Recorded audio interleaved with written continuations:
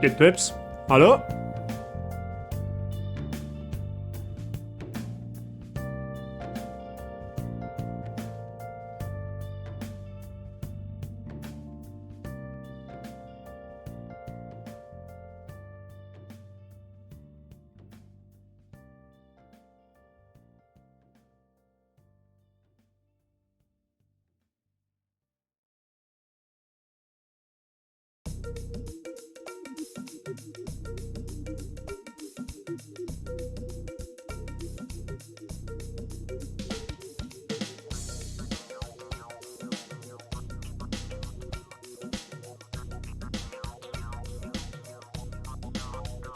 Ja. Mr. Herbert, Mr. Nobody, grüß Gott, dann machen wir die Hauptzugmusik aus. Ist doch eh schon aus. Ist ja eh schon aus. Wird nicht zum Schlafen, keine Sorge, also hoffe ich mal. Grüß Gott beieinander. Kaum ist man weg, ist man schon wieder da. Wahnsinn. Back to Streaming Business, würde ich sagen. Nobody, hast du nicht Spätschicht eigentlich? Oder haben wir mit am Schichtplan verschaut? Aber ist eh recht, ab bis in Abend. Oder kann das auch, dass du schon in der Brotzeit bist, ab bis in Abend.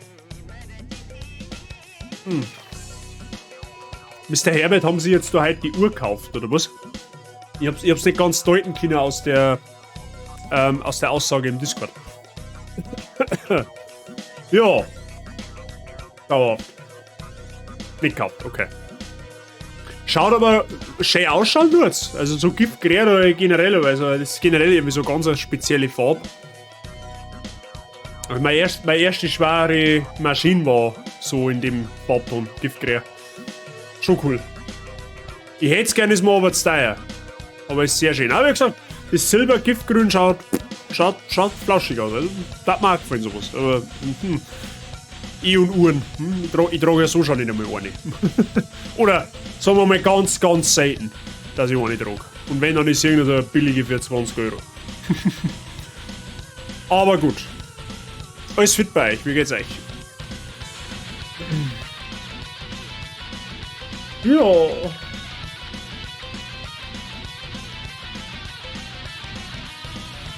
Frei, oder? Oh, nice. Das ist zauberhaft. Nur heute oder jetzt länger?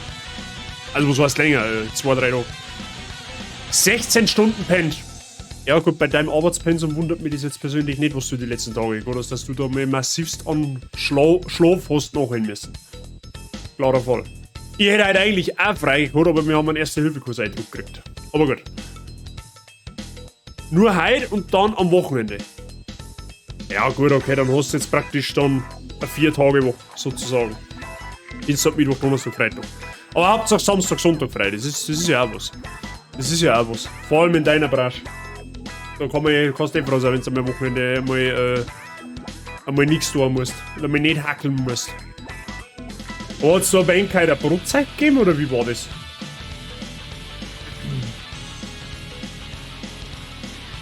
Also das was du Discord, also da die nehmen wir beides. Kas und Wurstplatten. Nehmen wir die. Da die ja jetzt dann nehmen. Also da hätte ich überhaupt keinen Schmerz nicht dagegen. Ein Teil vom Buffet.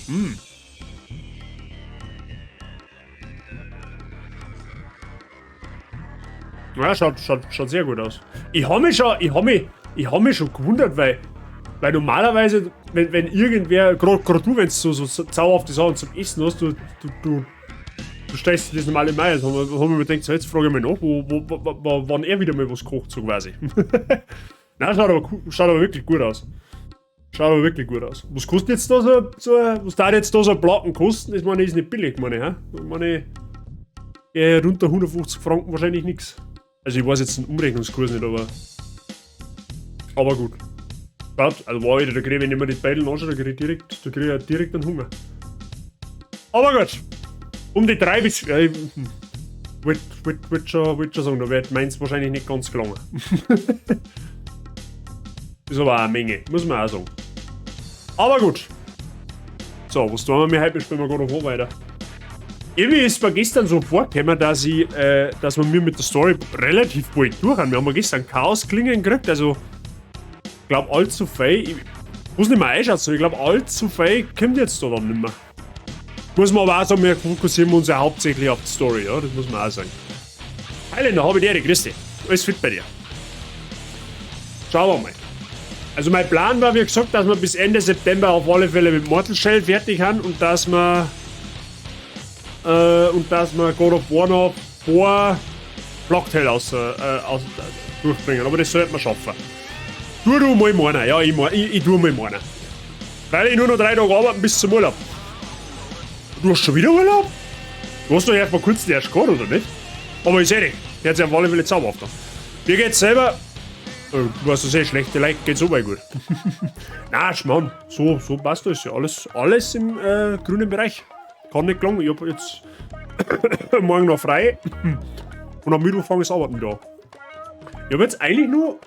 Was haben wir denn eigentlich jetzt? Heute ist der 12. Jetzt noch. Ja, gute 2,5 Wochen zum Arbeiten und dann bin ich erstmal raus. Sozusagen. Gut, wobei ich dann wahrscheinlich eher lieber in die Arbeit gegangen, abgesehen davon. Ist eh wurscht. Na, so, alles im grünen Bereich, wie gesagt. So soll es ja sein. Noch meinen erste Hilfekurs gehabt, 8 Stunden lang, von halb 7 bis 2, nicht ganz 8 Stunden. Ja, ich habe jetzt Gott sei Dank wieder 2 Euro von dem Zeug. Schauen wir mal. Genau, sonst gibt es eigentlich nichts Neues zum Berichten. Gestern haben wir, wie gesagt, Mortal Shell angefangen, das wird man am Mittwoch weiterspielen. Das hat ja der eine oder andere schon beim Dampf gesehen. Der hat es für einen Streamer mal gespielt gehabt.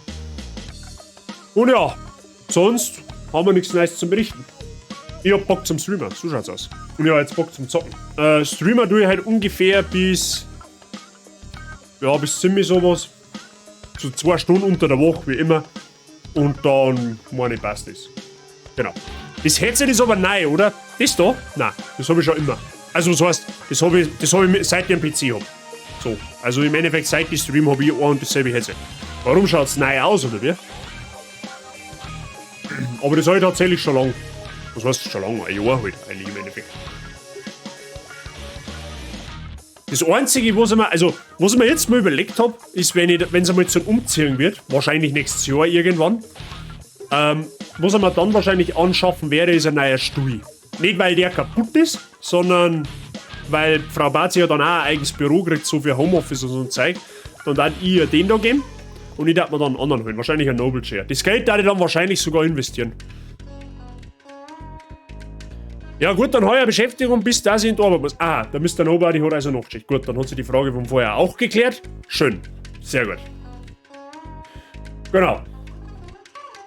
Aber so im Endeffekt das ganze Equip, was ich jetzt so habe. Also Headset, Mikro, Kamera, Lichtel, Greenscreen. Habe ich jetzt eigentlich alles nach und nach schön Start mit der Streamerei gekauft. Aber das Headset tatsächlich ist seit Anfang an mit dabei. Aber Noble Chair, der ist super. Ja, ich hab schon von sehr vielen Leuten gelesen, dass der zwar preislich zwar obere Klasse ist, aber dass er halt das Geld auch wirklich, dass du da eine wahnsinnige Qualität kriegst. Wie gesagt, ich bin ja mit dem nicht unzufrieden, um Gottes Willen. Also, der darf es auch überall hin. Aber das darf sich halt dann anbieten. Wie gesagt, Frau Bazi braucht dann sowieso einen und irgendeinen windigen 0815 Kaufhausstuhl möchte ich ja dann auch nicht kaufen. Oder soll sie sich dann auch nicht kaufen, sondern gebe ich halt dann den und ich nehme mir halt dann was Feineres, sozusagen. Ja. Gerade ich verbringe wirklich viel Zeit am PC, eigentlich so an und für sich. Da soll ja der gescheiter Sessel nicht schauen. Gut, genug aus dem Nähkästchen geplaudert. Nobody über dir ist fit, abgesehen davon. Fangen wir das Zocken an. Damit wir nicht allzu viel Zeit verdrödeln. So.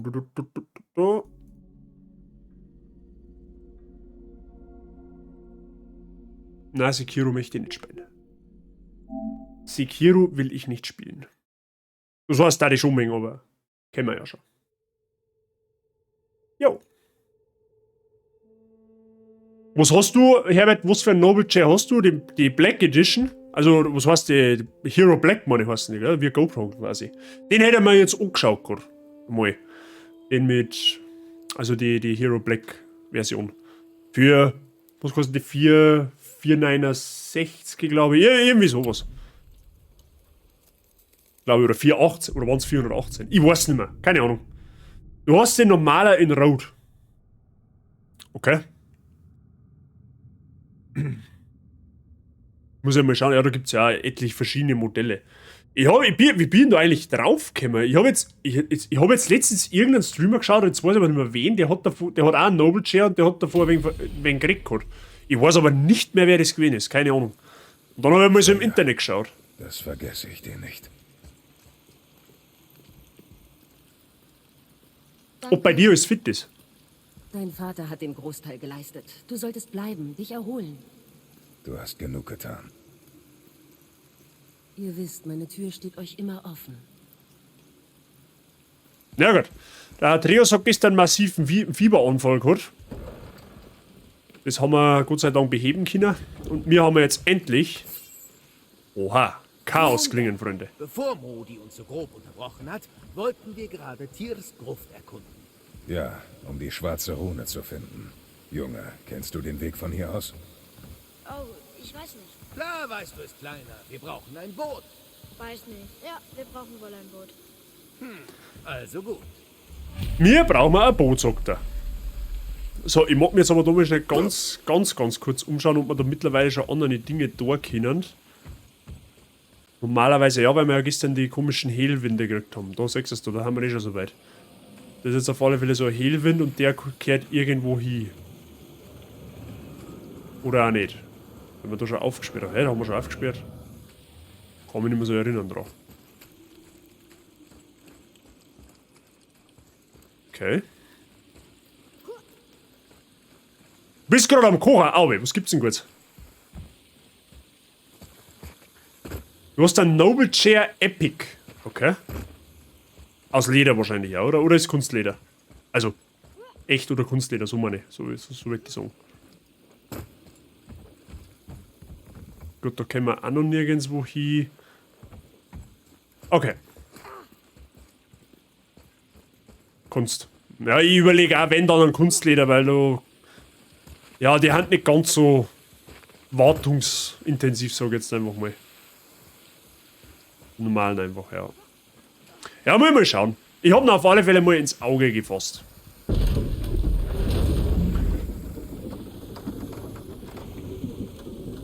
Schauen wir mal, welcher das letztendlich wird.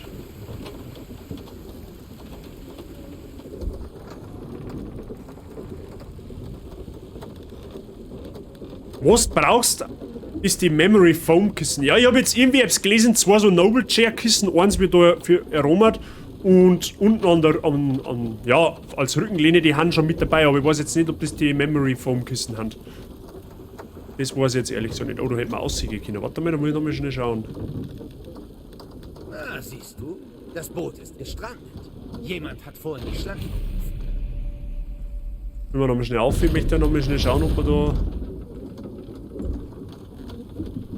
da aussehen können. Bin mir sogar ziemlich sicher, dass wir da aussehen können.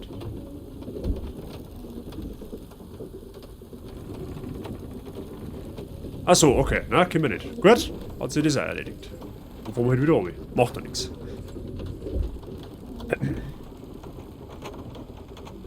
Das sind die normalen, die Memory kosten um die 80 extra. Ach du Scheiße. Ja, das lassen sie sich ganz schön was kosten, gell? Also für zwei so Kissen, eins allein 80 Euro oder zwei miteinander 80 Euro. Dave, Pavadiere, kann noch ein bisschen lurken, hab noch Arbeit. Kein Problem. Viel Spaß im Lurk und lass dich in der Arbeit nicht stressen. Ein Set für 80 Euro, okay. Ja, und was ist jetzt da der Unterschied zu den normalen Kissen? Memory Foam, das hört sich irgendwie so an, wie wenn sie die an dein Nacken oder beziehungsweise Rückenform anpassen und dann in der Ding bleiben.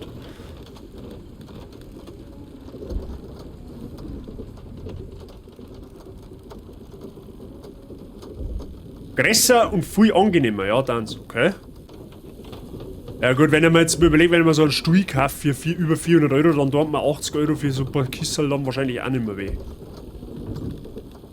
Bleiben nicht, aber sind einfach geiler, okay. Ja, die muss man mal anschauen. Die muss man dann noch mal anschauen. Oh, da ist ein Schnellreisepunkt, den werden wir mal aktivieren. Geht nicht. Oh, oder auch nicht. Ja gut. Ja, dann fahren wir halt mit dem Boot, ist doch wurscht. Steig ein. Ich werde es ziehen. Du bist still. Geht's dir nicht besser? Doch, Doch, tut es. Ich weiß, du hast mich und Freya gehört. Du glaubst, du begreifst, tust du nicht.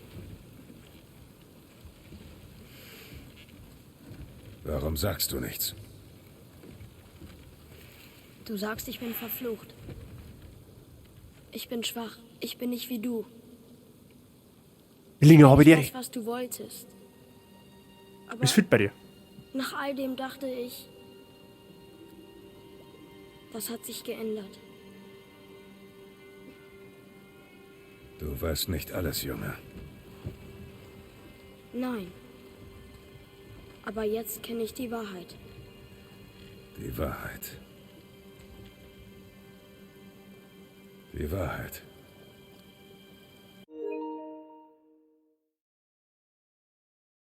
Okay. Akula oder wie oder was? Ah, den haben wir schon, hä?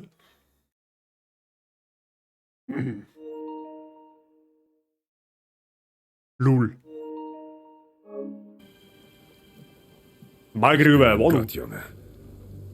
Aus einem anderen Land weit von hier. Hier entschied ich mich für ein normales Leben als Mensch. Aber die Wahrheit ist, ich wurde als Gott geboren. Und du ebenso.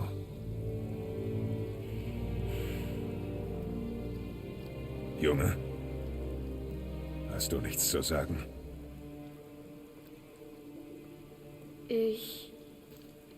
Kann ich zu einem Tier werden? Kannst du zu einem Tier werden? Nein. Nein, das glaube ich eher nicht. Ich bin ein Gott. Und Mutter? War sie eine Göttin? Nein. Sie war sterblich, aber sie wusste, wer ich bin. Ich bin ein Gott. Warum hast du nie was gesagt?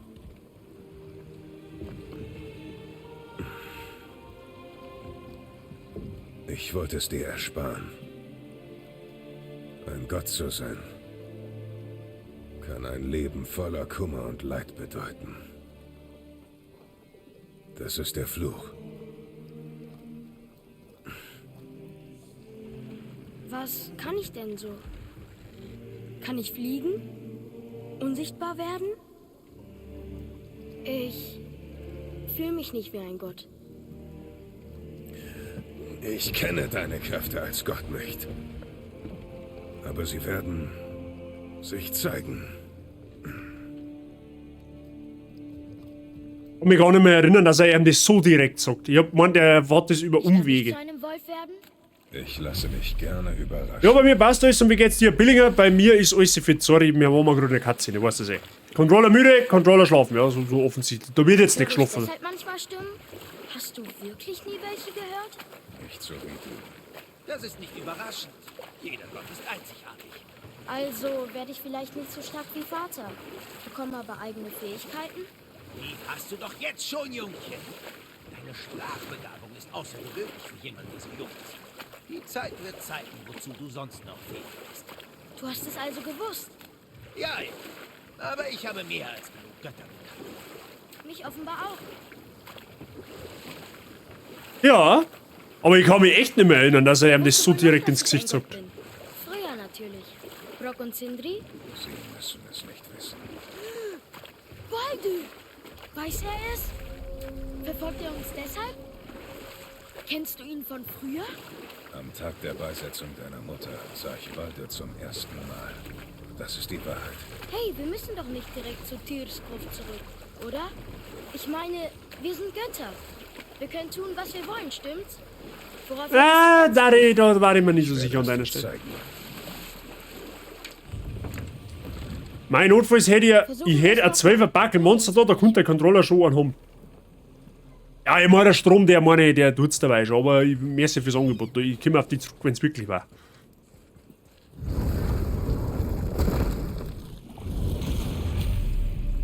Die schwarze Runde, die Sandschale benutzen. Aha. Auf ein neues. Ja, stimmt, da ist er da dann. Ja, genau. Da ist er Lies vor. dann. Den Tod höchst selbst ich verschlinge. auf das ich wieder Leben bringe. Oh, das gefällt mir. Ob ich das wohl verfasst habe?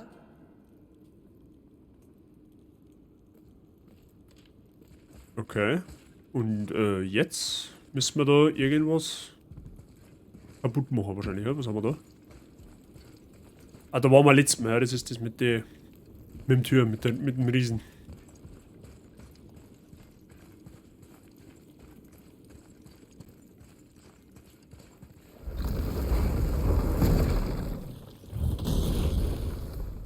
Ja lol, okay.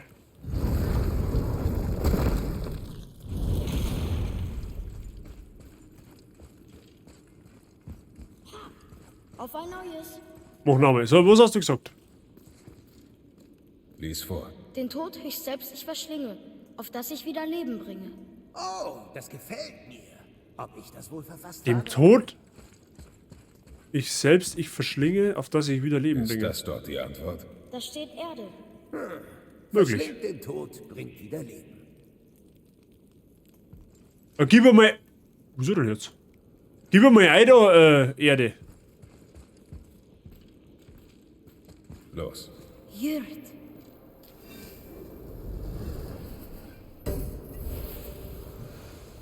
Ah, sagst du Hätte so, ich ja. in Alfheim gewusst, dass ich ein Gott bin, hätte ich mich nicht so schlecht dabei gefühlt, Alben zu töten. Eine sehr eigenwillige Schlussfolgerung.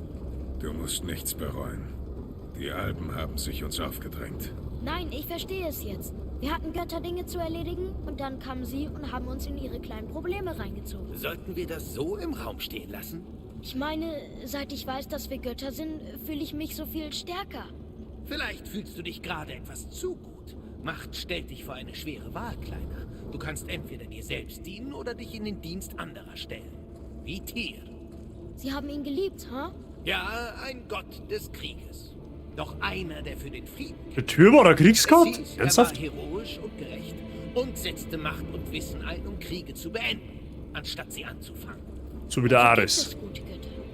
Das soll alle paar Monde mal vorkommen, ja. Der Ares ist ja das krasse Gegenteil. Der schürt Kriege. 10 Minuten weiß ich, dass er ein Gott. Was? 10 Minuten weiß er, dass er ein Gott ist und schon ist er dermaßen größenwahnsinnig, dass ganz aus ist.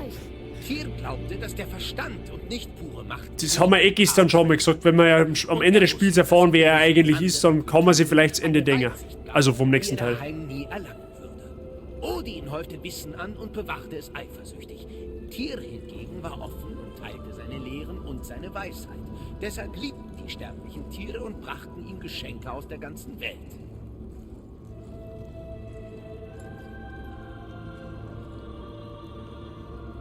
Und was ist mit dir passiert? Ja, aber Herbert, wie gesagt, ich weiß auch, wer er eigentlich ist. Also er, der Chlor. verpflichtete Tiere mit den Riesen gemeinsame Sachen zu machen, anstatt zu helfen, ihre Geheimnisse für die Asen zu stehlen. Das hat er mir auch vor. Der Lift braucht eindeutig eine Fahrspielmusik, sei auch wie der. Haben wir vorher laufen gehabt. Ich glaube schon, er fühlte sich verantwortlich für das Leid, das Odin über sie gebracht hatte. Ich vermute, er hat ihnen geholfen, ihre Spuren zu verwischen. Der fehlende Weltenturm. Genau. Was immer mit ihm geschehen ist, konnten die Riesen meiner Ansicht nach nur gemeinsam mit Tyrs Hilfe durchführen. Ja, jetzt haben wir aber da ungefähr einmal das World Trade Zentrum einfach noch gefahren. Na gut. Sei alles fit bei Wo dir. ist dieser schwarze runde Kopf? Keine Ahnung. Ich war noch nie. Der Stein. Das muss sie sein. Türsgruft. Ja, ich tippe mal, dass wir mir jetzt da nicht einfach immer schirren.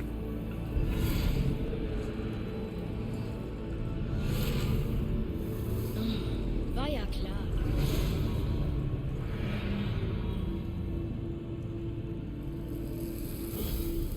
Ah ja. Die Ringe der Macht, Freunde der Sonne. Ich dachte, es wäre so einfach. Nein. Ich hatte es aber gehofft. Und was jetzt? Verteidigungsminister der große Bruder. Alter, ich hab mir heute in der Arbeit schon wieder gefühlt 20 Mal in die rechte Bratzen gestiegen, hab ich gesprochen. Was treibst denn du? Die Winde wovon? Oh, hatten wir das nicht erwähnt? Als du krank warst, haben wir in Helheim dein Heilmittel geholt. Wirklich? Keine schöne Erfahrung. Aber dein Vater hat einen neuen Trick jetzt. Brock war auch da? So, die Frage ist, wo muss der Wind hin? Ah, das muss da hinten rein. Ja, gut, okay. Nicht ganz, mein PayPal-Konto fundst immer noch nicht und das geht mir auf die Eier. Dein PayPal-Konto, ich hoffe mal für die, dass das nicht gehackt worden ist.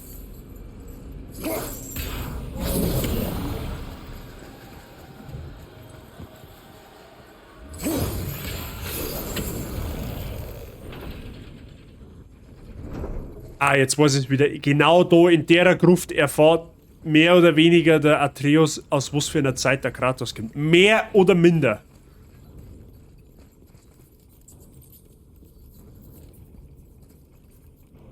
Ah, ein Skiendu aus dem Hochland. Früher hatte ich selbst auch einen. Du solltest ihn nehmen, Junge. Ja, Junge, nimm ihn. Vielleicht müssen wir uns unterwegs mal Butter aufs Brot schmieren. Genau deshalb kann dich niemand leiden. Okay, und der Spruch vom Kratos, ja? Also die Schatz kann man nehmen, das sowas jetzt nicht. 21 so Behälter, 4 an der Bandsog zuschneiden. Ja, und die waren... Ja, gut. Du tragst aber hoffentlich schon Handschuhe in deiner Arbeit, oder? Das wäre halt wahrscheinlich auch irgendwie eine Sicherheitsausrüstung sein bei dir. War ein wenig komisch, wenn nicht. Beziehungsweise ich dachte die Firmenphilosophie von einer Firma in Zweifel ziehen, wenn es nicht so war. Ja gut. Jetzt kommit man da erst einmal, damit das Ding läuft. Das ist aber nicht nett. Ah, ja, stimmt, das war so eine Fallenpassage. Seht mal, schmale Durchgänge an den Seiten. Perfekt für den Jungen. Aber Pater kommt da nicht durch. Geh, ich kann... Also er hat's wieder einfach, ist eh klar. War ja, wow. War ja komisch, wenn nicht. Freya ist gerade nicht wieder zusammen. Da brauchen wir jetzt wieder die Axt.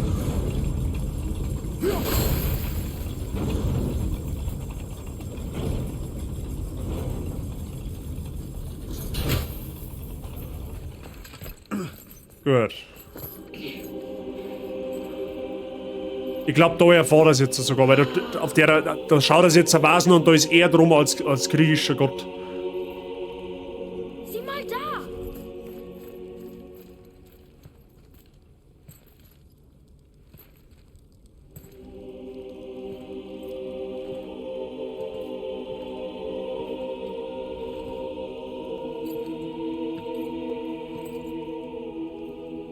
Da ist die Vasen. Oder hinter, sagt man's. Rechts.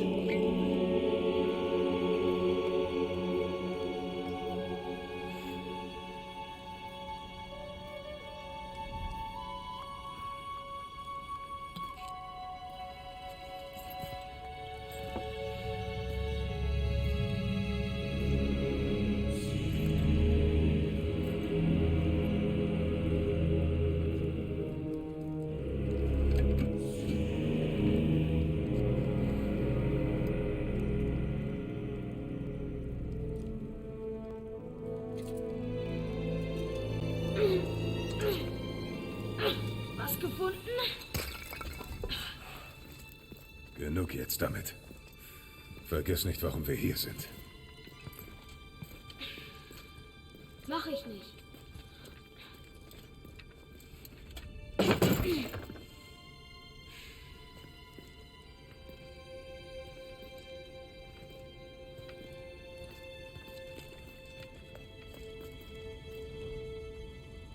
Ja, ich dachte gerade, er schaut die Vasen sogar an. Okay, war ihm ihr Glauben. Ich hab PayPal eh schon einmal geschrieben, aber ja, schauen wir mal. Mr. Sai-Ching, jetzt kommt der Tipp hört sich vielleicht jetzt wirklich brutal blödsinnig an, aber ruf mal einen Kundenservice an. Das habe ich tatsächlich auch schon zweimal da und das ist ein Kundenservice, der hat ein wenig was drauf. Ja, das ist jetzt nicht irgendwie so der 0815 Kundenservice, wie du bei anderen Anbietern gerne mal findest, wo du effektiv nicht weiterkommst. Beim PayPal Kundenservice, da ist mir tatsächlich relativ schnell geholfen worden.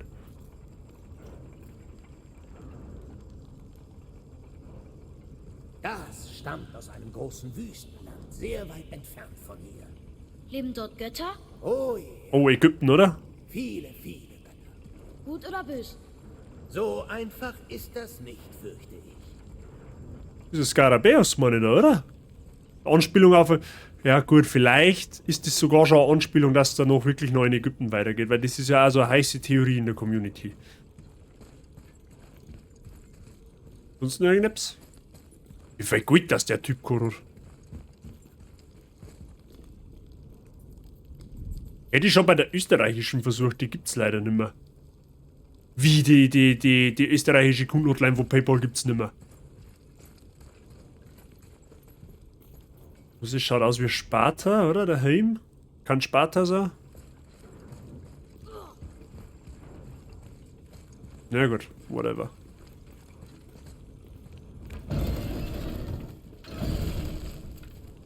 Da ist jetzt ein Shortcut, dass wir dann da reinkommen. Okay.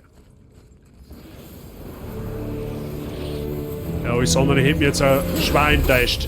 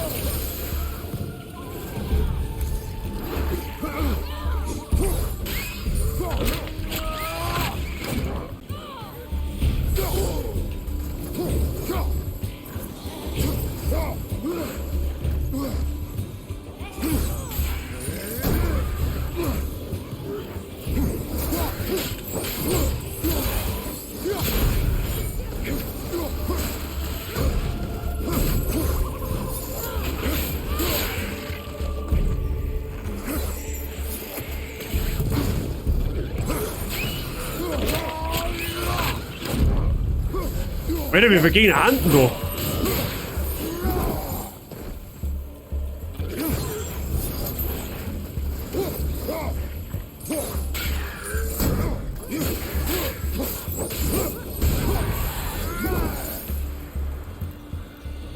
Alter, das Moveset von den Klingen finde ich so brutal geil gemacht. Das haben sie tatsächlich in der Gruft so aufgeregt. ziemlich ähnlich zu den originalen Hack-and-Slay-Teile. Es war impulsiv.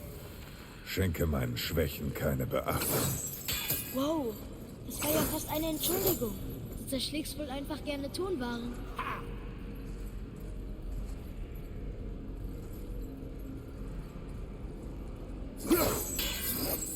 Ja, wie?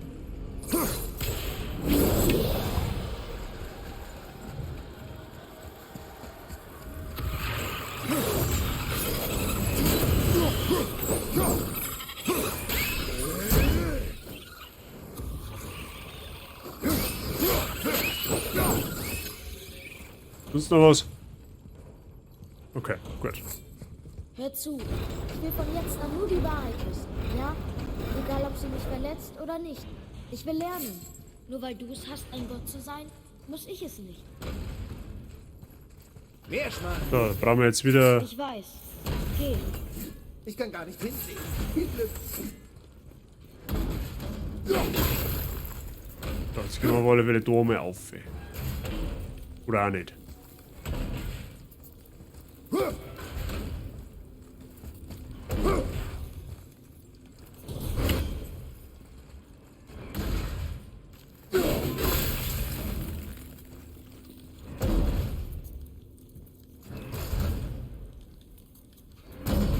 Okay, warte, Moment einmal. Ah! Ich hab's gesehen.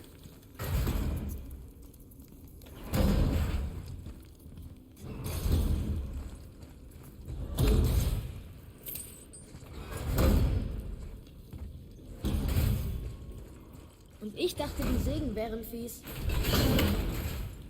Gut, ich habe zwar keine Ahnung, wie die Axt da jetzt durch die 3 Fallen da durchfliegt, aber gut.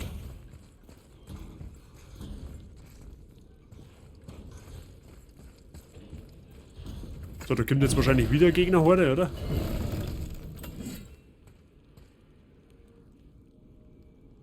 Ja, mir wundern, wenn nicht, sagen wir es mal so. Ein bisschen Heilung gönnen.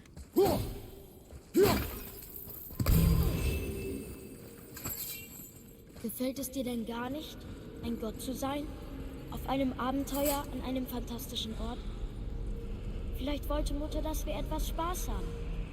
Alles, was wir gesehen und getan haben, war vielleicht ihr Geschenk. Die Preisfrage ist jetzt, wo ist jetzt da der Wind? Müssen wir den von da drüben jetzt wieder mitnehmen? Das kann natürlich möglich sein. Wobei, na, der ist ja verschwunden. Jetzt passt so wacht. Ich sehe keine Falle mehr für die, Wände von Hehl? Vielleicht können wir sie von einem dieser Balkone aus entdecken. Ja, guter Punkt. Und wie können wir... Warte mal.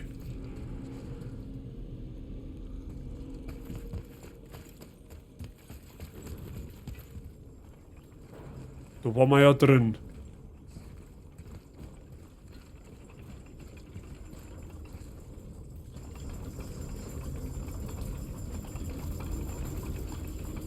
Okay.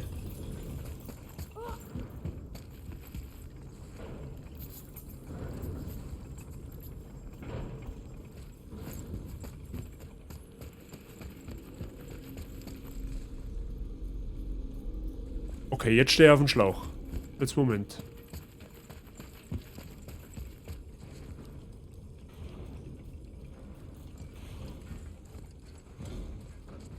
Da haben wir gerade... Ah, so, okay. Ja, okay. Da gibt's jetzt wieder...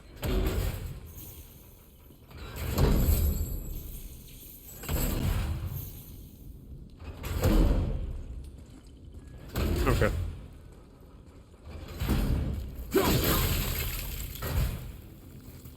Ach, da ist eine Runentruhe drin. Okay, da ist eine Runentruhe drin. Ah, und da ist eine davon.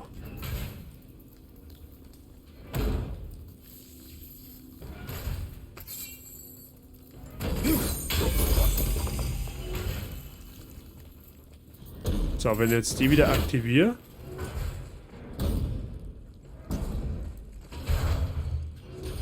Ja gut, ich hätte jetzt vielleicht gemeint, dass man da dann...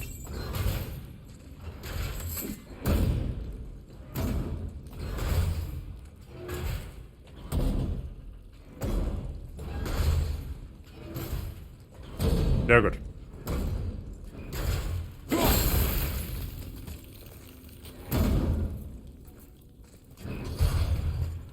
Gibt's auf alle Fälle nur 2 so Runensymbole. Irgendwo haben die und irgendwie müssen wir die irgendwo ausfindig machen. Aber das kriegen wir dann schon irgendwie hin. Die sind recht klar. Einfach einmal den Spartaner aus dem Leben hauen und dann passt es schon.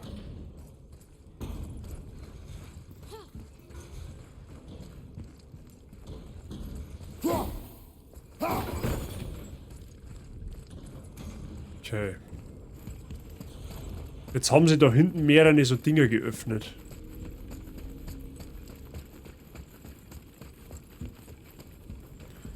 Weil da haben wir ja durchgegangen. Da waren wir tatsächlich noch nicht. Jetzt ist halt nur die Frage.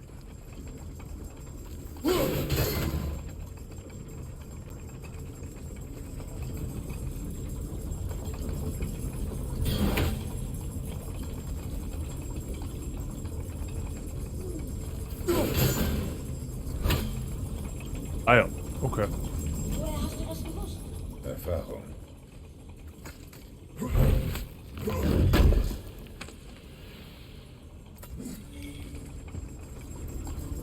Gut, da geht's offensichtlich auch nicht weiter.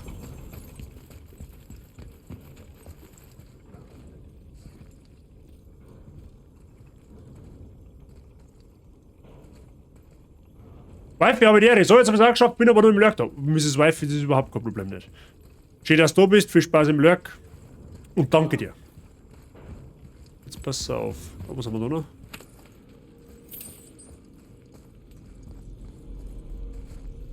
Gut, da haben wir gewählt. Da hinten ist die Truhe. Da muss es noch irgendwo einen Weg geben.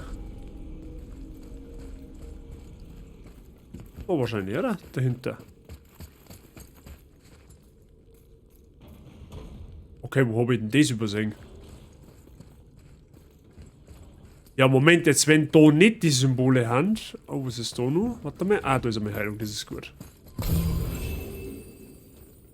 Ja, uns fehlen nämlich noch zwei so Symbole, zwei so Runensymbole fehlen uns da noch.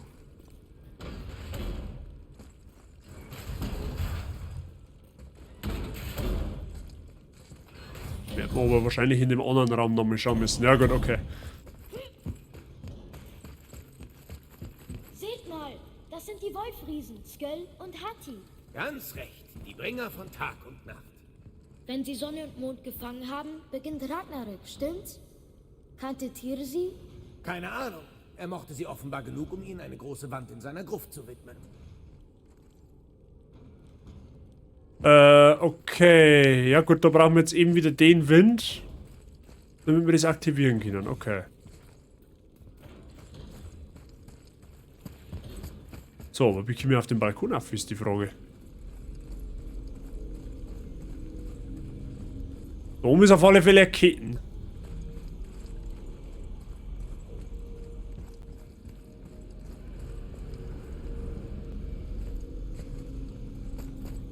Ah, okay. Ja gut, okay, ich weiß, wie es weitergeht. So, jetzt möchte ich aber noch mal schauen, wo ist denn die Truhe gewesen? Die war da hinter mir irgendwo, oder? Da war es nicht. Es müsste die da gewesen sein. Ja, da ist die Runentruhe drin.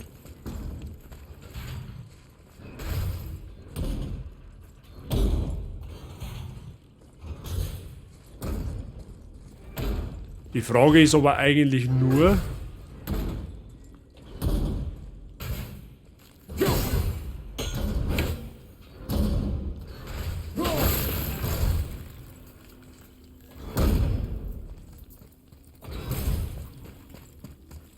ob ich das da drin überhaupt alles finde. Ich glaube wahrscheinlich eher sogar nicht. Ich glaube, dass wir die über die ganze Map überverteilt jetzt finden, da wo wir da drinnen haben. Weil das darf jetzt auffallen, wenn es irgendwo da war.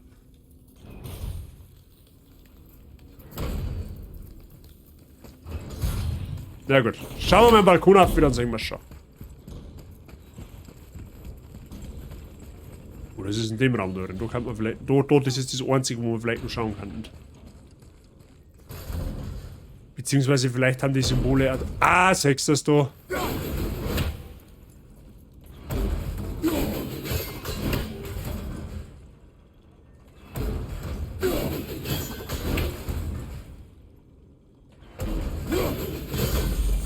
Okay, das ist Siegel Nummer 2, da muss das dritte aber da auch noch irgendwo sein. Das heißt, eins war da drin, eins war da drin und ist das dritte wahrscheinlich irgendwo da versteckt. Tipp jetzt einmal.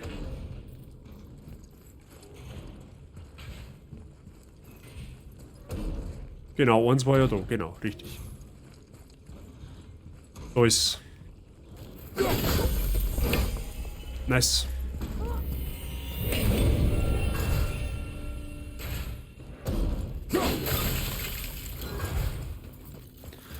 Gut.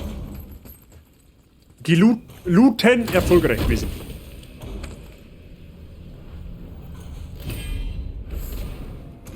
Ein Idun-Apfel, der wo unsere Gesundheit erhöht. Geht uns aber nur einer ab.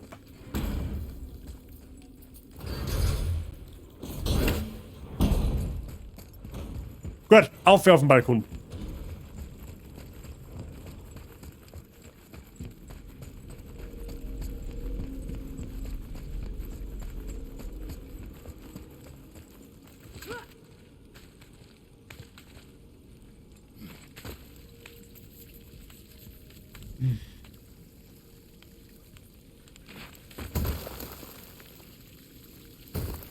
Ja, das ist kaputt. Sehr gut.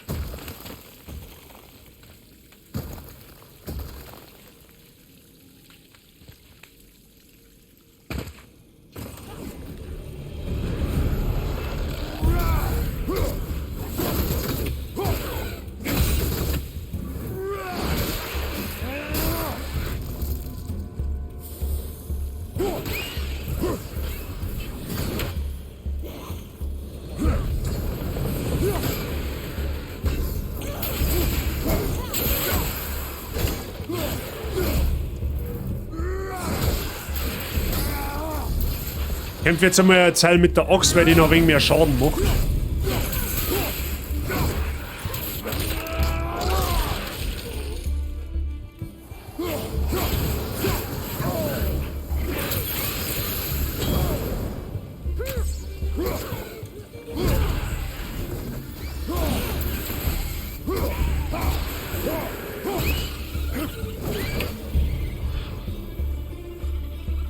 Eine Runde noch nichts.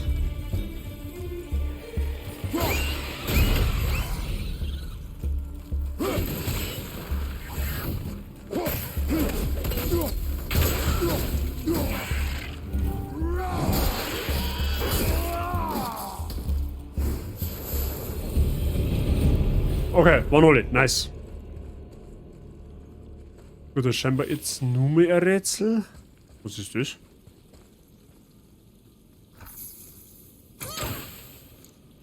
Okay. Da steht auf alle Fälle irgendetwas. Da ist die Windfalle.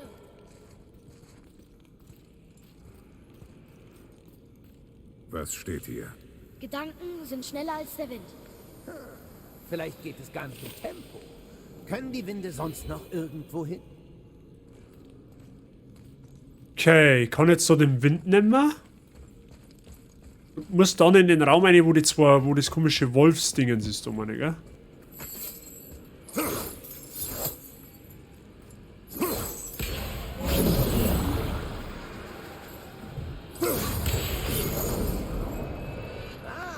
Ah! Ja gut, wie kommen wir jetzt da wieder runter?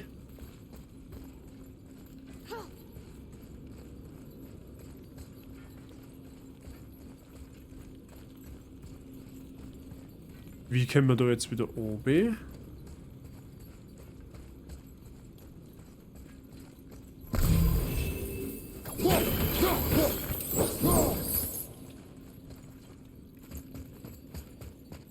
Ah, so wie wir aufgekommen quasi, nur mit der Ketten. Sehr gut. Price, habe die Ehre, servus. Echt paranoid. Alles fit bei dir? Dank Odin hatte er allen Grund. So, wo ist jetzt die... Da drin nicht, okay.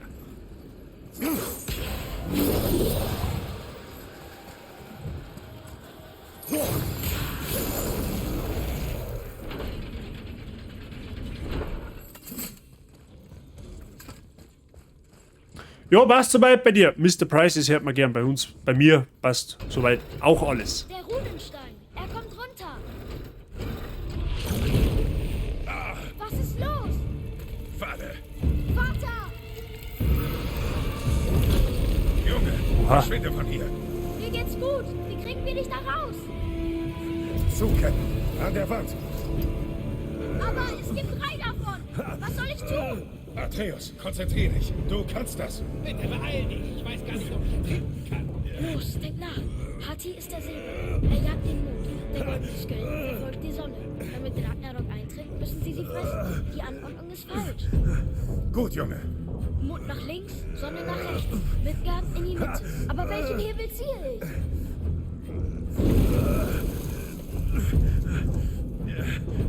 Den rechten, Junge! Oh, ich glaube, der war falsch. Ah, nein, war richtig. So, jetzt hat Die den da. Mitte! Oder auch nicht. Ja, da habe ich halt den rechten. Die Reihenfolge muss so sein. Links, Junge! Mond links, Sonne rechts. Midgard in der Mitte. Mond links, Sonne Mittlerer Hebel! Ich muss erst... Ah, okay, ja genau, so passt es. So, jetzt den da. Rechten, Junge! Dann wieder den da. Mond, Midgard, Sonne. Mond, Midgard, Sonne. Denk nach. Geschafft. Schaut doch gut aus. Sehr gut. Und das ist sogar unter Zeitdruck.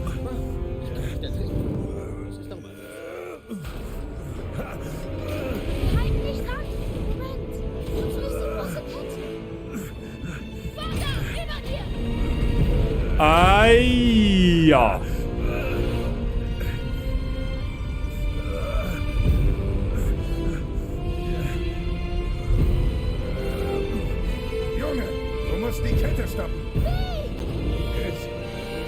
es nicht.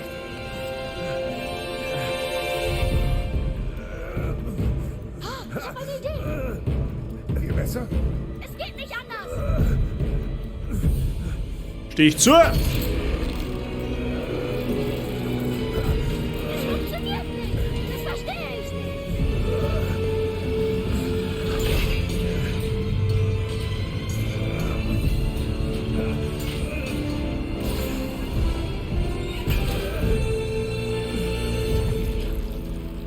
Ui, das war aber eine spitze Angelegenheit, du da. Ich weiß. Aber es hat dich gerettet. Das war sehr schlau, Junge. Normalerweise hat das Messer... Mr. Herbert ist ein Messerexperte. Wie wahrscheinlich ist es, dass das Messer nicht bricht? Wahrscheinlich sehr unwahrscheinlich, oder? Was ist das jetzt da?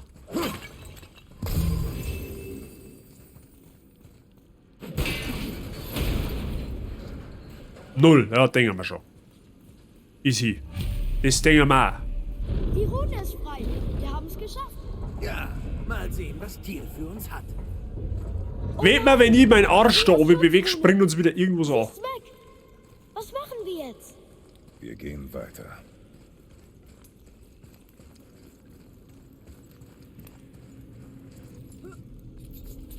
Da ist er. Wir haben ihn. Schaut ja schon mal gut aus.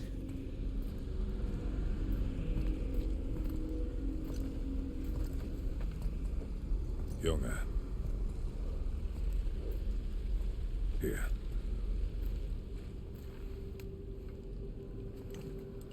Am Tag deiner Geburt machte ich 2 Messer. Aus Metallen meiner Heimat und dieses Landes. Eins für mich selbst. Und wenn du soweit wärst, eins für dich. Heute ist dieser Tag. Oh. Er kennt noch. Bin ich jetzt ein Mann? Wie du? Nein.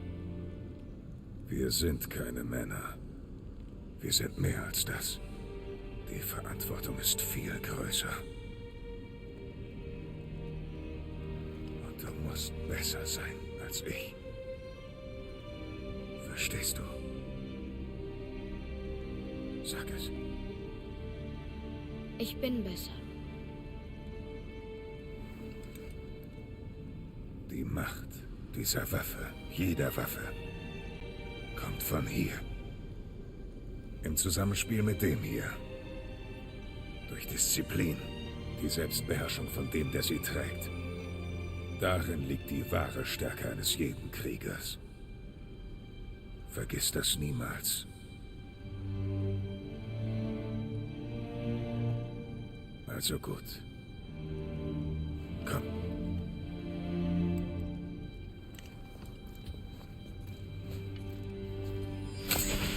Graver.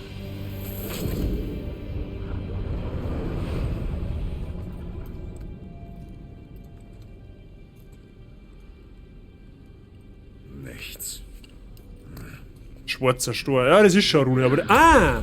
Warte!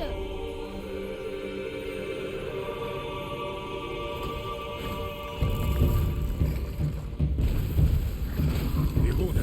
Hast du Ey! sie? Bist du sicher? Bin ich. Laufen! Grendel aus der Asche. Gut. Ziel aufs Gesicht.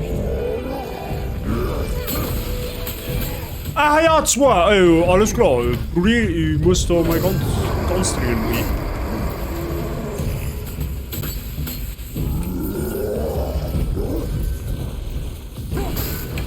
Ey, ich hab da gerade ins Pitball geworfen, aber ich verstehe die Frage nicht. Ach, der eine ist aus Eis, der andere ist aus Feuer. Okay, das heißt, wir müssen gleichermaßen mit beiden Waffen kämpfen.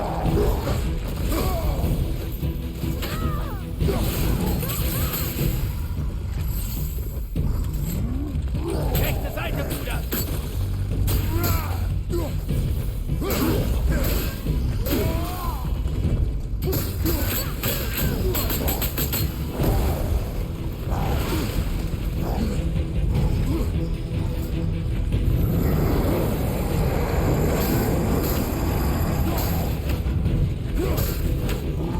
Wie die Halse?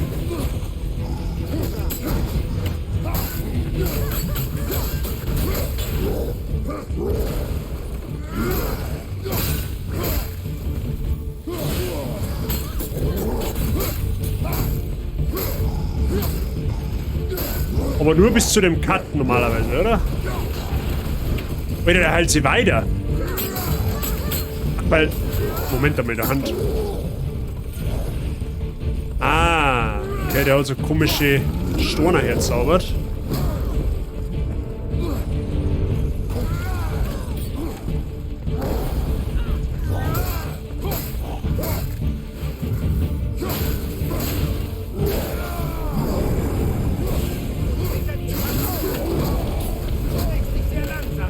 Gut, da noch ist sie.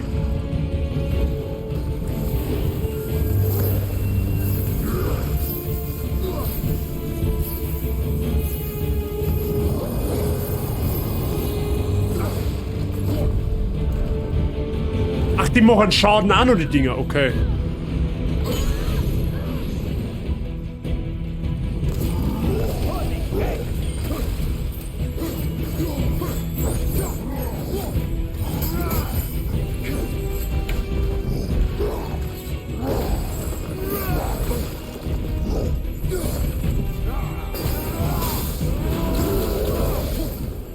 Mehr der Mona.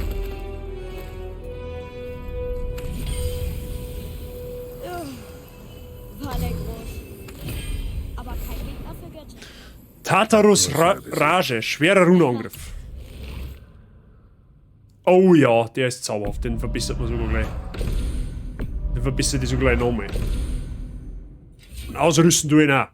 Damit auch nichts passiert. Oh, wir können Fähigkeiten. Fähigkeiten können wir wieder mehr lernen. Geht da was bei der Chaosklingen, aber die Chaosklingen geht blöderweise noch nichts. Bei der Axt geht auch noch nichts. Aber beim Bogengang hat was. Beim Bogengang sogar einiges.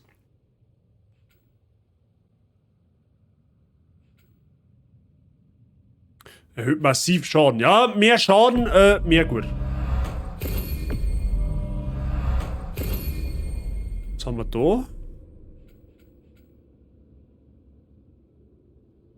Lichtpfeile verursachen Magie, mehr Betäubung. Achso.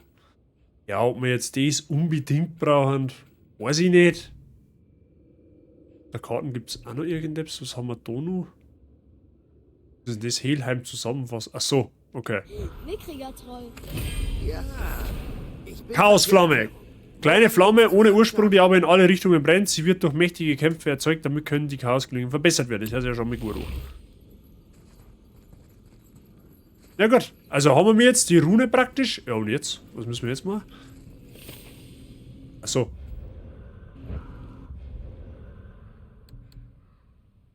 Lul. War kurz AFK, hab noch des richtigen Österreich. Ich hab noch der richtige. Und hast du nicht gefunden? Tür ist Gruppe verlassen, okay. Ja, aussieht beim Dorf. Das hilft sowieso nichts.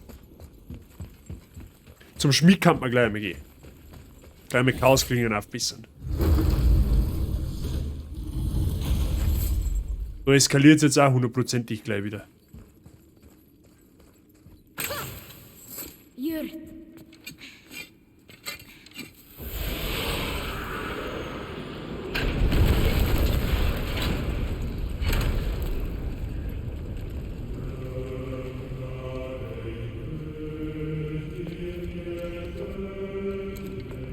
Wir sind fast am Ende. Setz dich. Na, glaube ich nicht.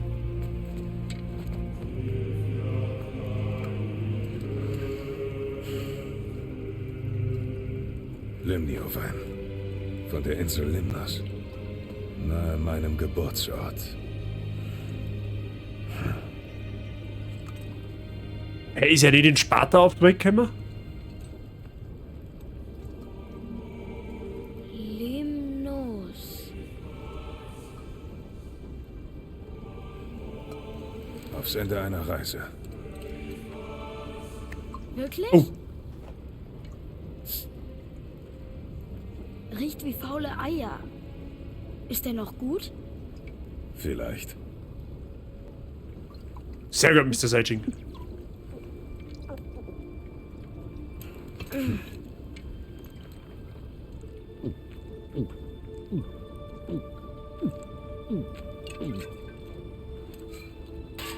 Außer auf perfekte Idee.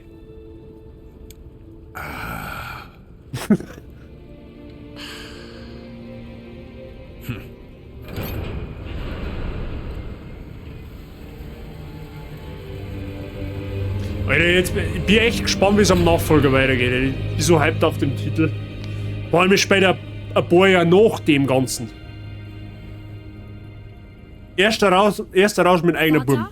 Buben. Ja, das kannst du mal bringen Warum als hast du Papa. deine Heimat verlassen?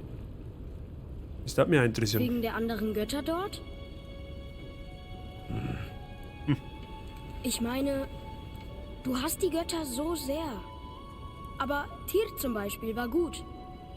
Und du bist gut. Du hast nur Böse getötet, stimmt's?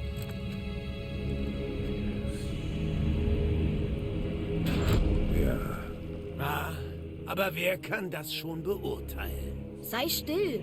Wir können's. Wir wissen's besser. Aha. Klingst immer mehr wie dein alter Herr. bereit? Bereit.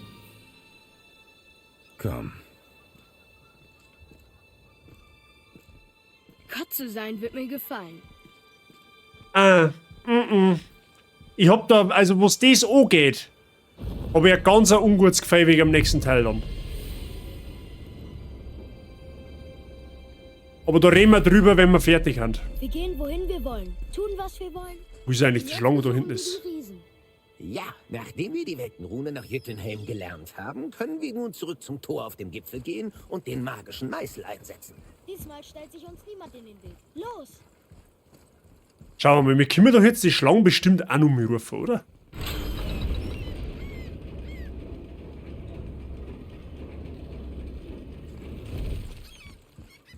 Wir sollten Jörmungandr nicht ohne Grund stören. Aha, okay, ja gut, dann halt nicht. Dann lassen wir einen Schlangensepp einmal in Ruhe. Ich hätte ja grad gemeint.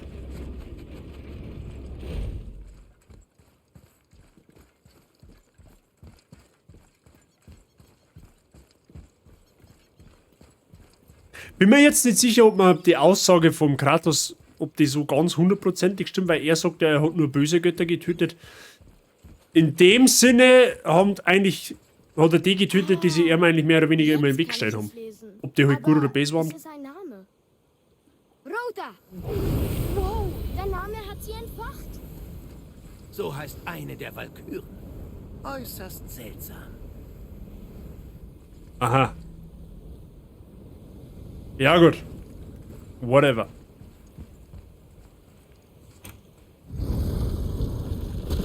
Ich sage Sindri, das ist ein Waffel. Ich will sein Gesicht dabei sehen. Nein, ich habe dein Geheimnis womöglich zu lange bewahrt.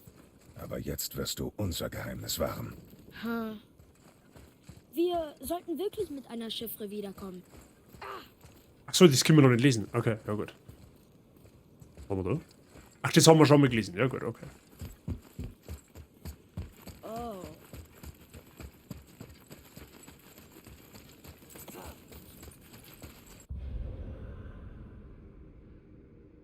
War da nicht eigentlich der Schmied irgendwo gewesen? Ey, wurscht. Sind wir da überhaupt her?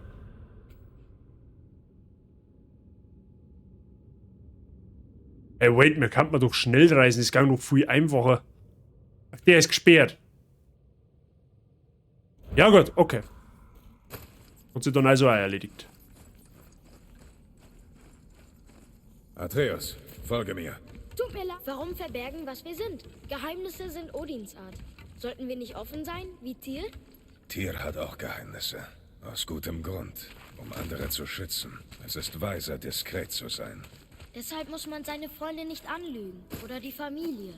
Ich bin sicher, Sindri versteht das und macht es ebenso kleiner. Keine Sorge.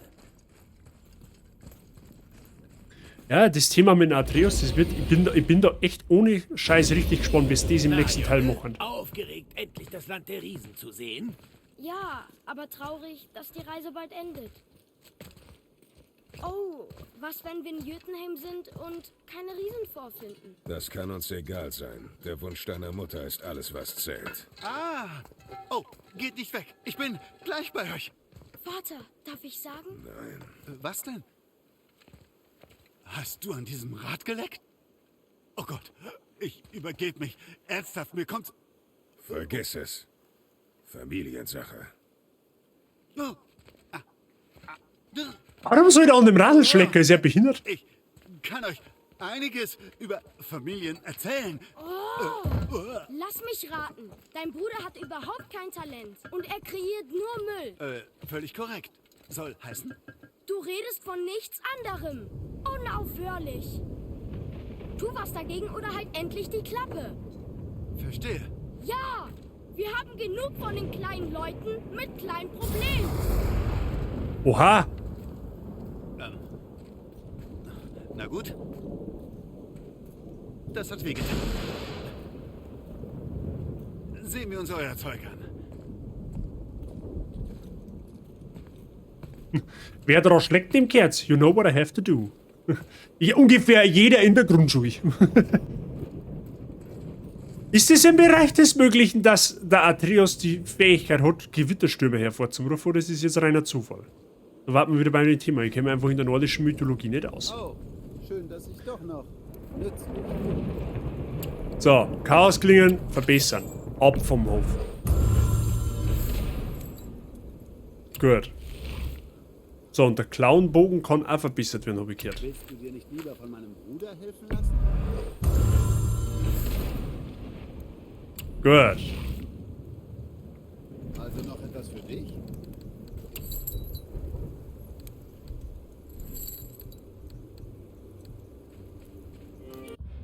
Schauen wir mal, können wir mit den Ochsknauf eigentlich einmal tauschen? War wahrscheinlich einmal sinnvoll, oder? Leviathan-Axt. Gebogener Kriegsgriff. Jetzt schauen wir mal, da haben wir einiges nice gefunden. Oder auch nicht. Ja gut, lul. Also Gewitter ist eigentlich eher am Tor seine Sache, als am Atreus seine. Ja, ja. Der Tor ist ja sowieso klar, er ist ja der Donnergott. Das ist mir schon bewusst. Aber so gefühlt kann irgendwie jeder... Oha! Alter, ein Schild eigentlich nicht rein.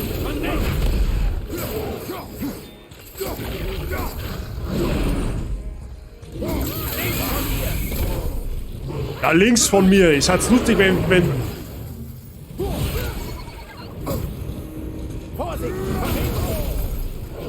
Du Fetzkampfkeibe! Hau dann Arsch-Suizid.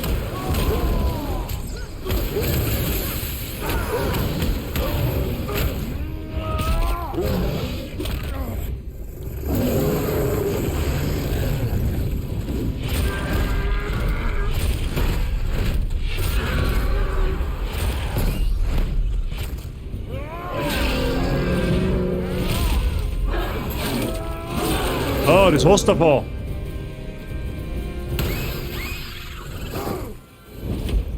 Ich hatte mal Skrupel, die umzubringen. Geht doch. Dachten die, das würde uns aufhalten? In Atreus sein Mann bzw. Kratos selbst mit dem Tor fremdgegangen, kann man jetzt ehrlich gesagt nicht vorstellen. Also aufgrund der Tatsache, wer er, also ich weiß ja, wer er ist, aber aufgrund der Tatsache, dass er das ist, der er ist, kann das eigentlich nicht sein.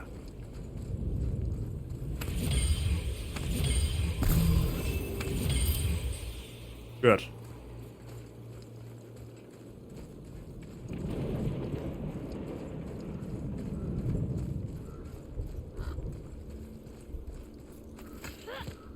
Warum hast du so mit dem Zwerg gesprochen?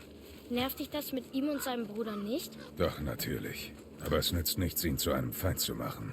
Er sollte die Wahrheit kennen, ohne Ausnahme. Es war unnötig und unfreundlich. Wahrheit ist wichtiger als Güte. Deine Mutter wäre anderer Meinung. Sie war keine Göttin.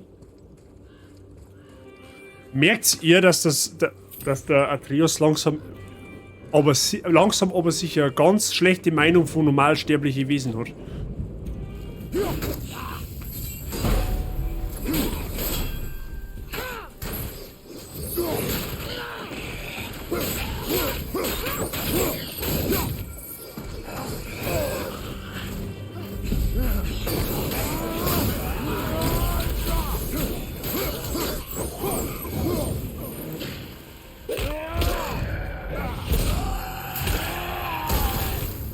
Und beim Scheißen vom Blitz.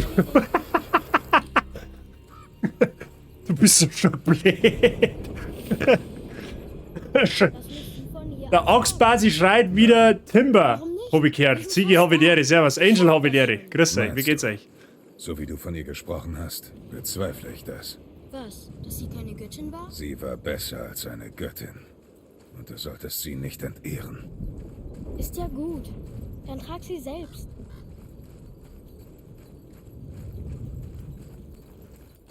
Bei mir passt alles, Siege. Danke dir. Schön, dass du reinschaust. Wie war dein Tag? Gut in die Woche gestartet, ja? Ich hoffe doch. Habe wieder Kontrollgang im Holz gemacht, 2 Stunden lang. Immer noch kein Loot. Loot im Sinne von was? Hast du einen Waldspaziergang gemacht? Ah, schöne Sache. Das möchte ich auch mal wieder tun. Einfach mal komplett ohne Zwang draußen spazieren gehen im Wald. Ja, das war halt klar.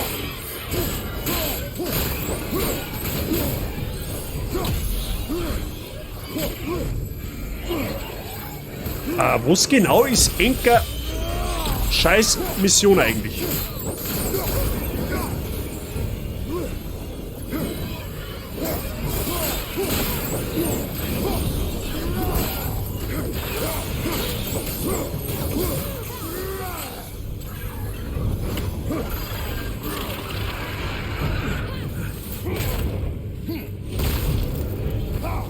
Von hinten! Hinter dir! Vorsicht! Von links! Hinter dir! Ja, wo sie jetzt? Links, hinten, vorne, rechts, oben, unten? Stell die Frage nicht.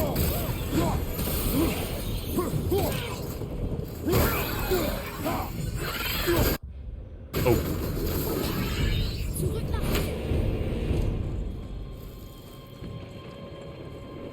Ja, der Kopf ist lustig, der da hinter der Hüfte hängt. Ist gut für den Kopf sowas. Schwammerlsucher. Ah, stimmt. Du bist jetzt voll die Saisonschicht, gell? Erzählst du uns dann etwas von Odin, der vor uns nach Jotunheim gelangen will oder so? Sie wollen uns doch wohl eher tot sehen, weil wir Götter sind und eine Bedrohung für sie. Vermutlich können wir das nicht ausschließen, aber Odin ist äußerst schlau und seine Pläne sind... Genug von In uns. Seminarwoche gut gestartet. Okay, was für Seminar? Oh, was haben wir da? Da können wir was zu säbeln. Hildstone wären unsere Kinder.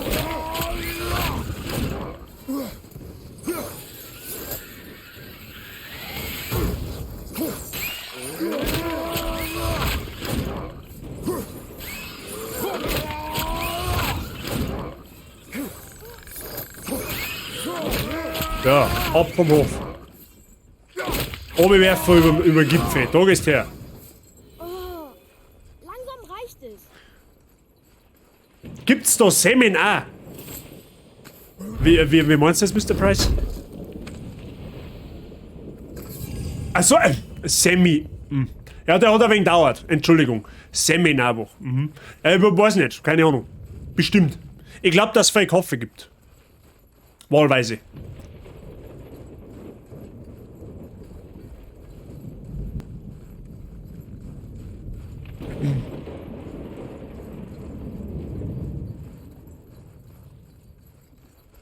So, da haben wir wieder Reinhold Kratos Messner, Bergsteiger seines Zeichens. Erfolgreicher Bergsteiger seines Zeichens. Wow.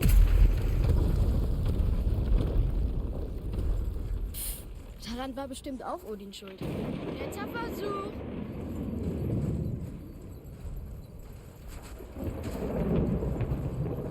Ja, Moment, so einfach geht's aber dann auch wieder nicht, gell? Du und Mutter meintet immer, alle Götter sind böse.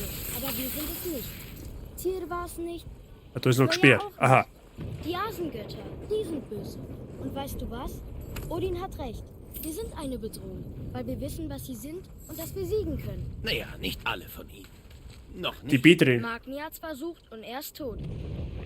Sie sind nicht Die- besser als wir. Die B-Training, das ist so ein Seminarding, wo wir Gruppenarbeit und ähnliches machen sollen. Heute hat's aber mehr so Geblubber und Lernmethoden und Datenschutz gegeben. Mr. Sigi, das hört sich noch an einen sehr trockenen Arbeitstag an, wenn du mich fragst. Komm ich aber auch täuschen. Du hast heute ein Brot sein, das ist sehr gut. Was kriege ich eigentlich noch an? Das ist eine interessante Frage. Pommes und Schnitzel wahrscheinlich. Irgendwie sowas. Ja, mal schauen, was sich der Bart noch angredenzt, bevor er in Monster Hunter Session geht. Schauen wir mal. So. Backtracking at its finest. Ich hasse Gruppenarbeit in der Meisterschule. Ich glaube, wir haben heute im Erste-Hilfe-Kurs 6 Gruppenarbeiten gehabt, die wo ungefähr 2 Minuten dauert haben, weil wir alles aus der Broschüre rausgeschrieben haben. Ah, na, da schau her, wer da ist. Thor, tadelte mich. Mich. Ulle, du schaust immer gut aus. Mord an Magni. Mein eigener Vater nannte mich feige. Er hat wohl noch mehr getan. Hau ab, sonst bringen wir das zu Ende. Ich bring dich um. Du, glaube ich, bringst niemanden mehr um.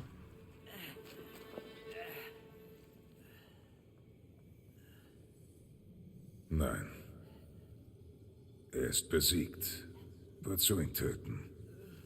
Ich will, dass er für seine Worte büßt. Ich sagte nein. Aber wir sind Götter. Ja, er aber Wir auch. tun, was immer wir wollen. Das sagte ich zu deiner Mutter, bevor ich sie ihr besorgt habe. Was tust du da? Das Messer ist besser als Mutters.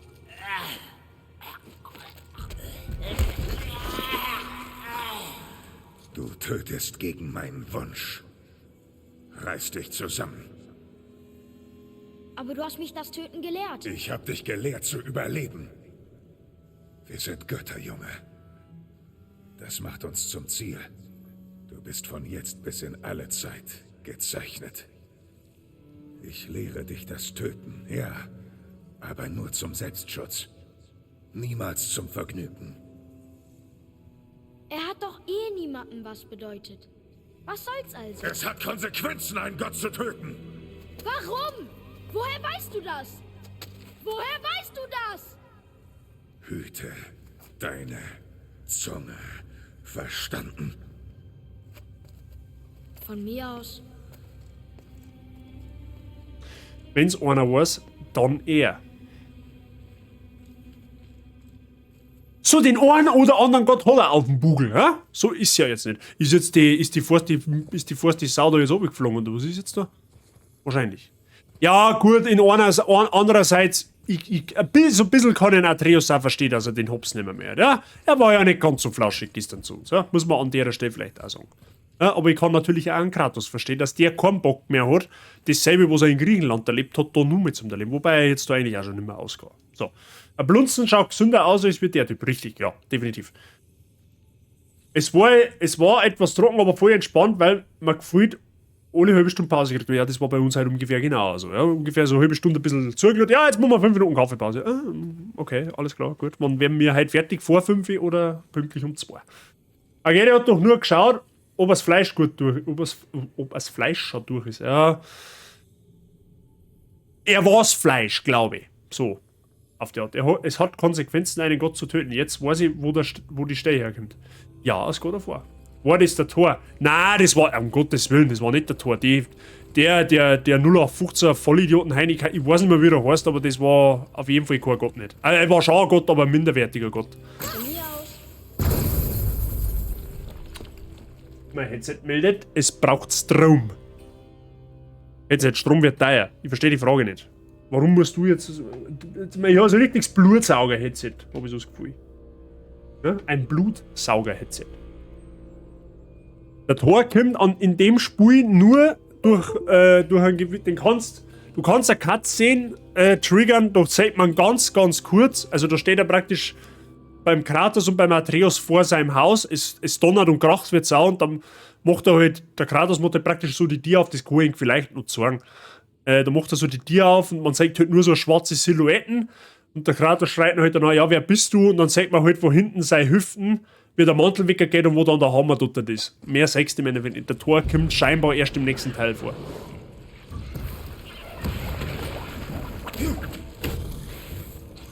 Rechte Seite! Schon gespannt. Aua! Aua! Was ist mit dir, Herst? Bist wahnsinnig. Alter, kannst du auf ein Scheißhaus ausspeien und nicht auf mir? Wie war's denn?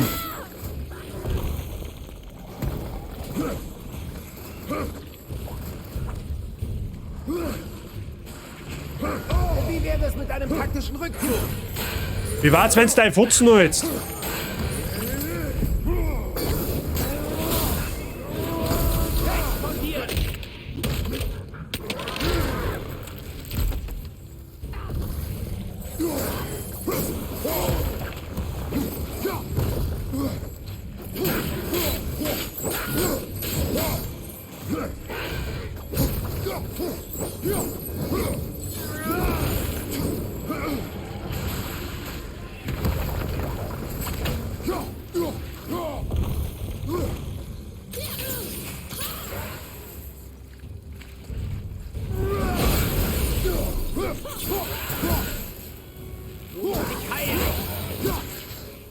Ja, wie heilen?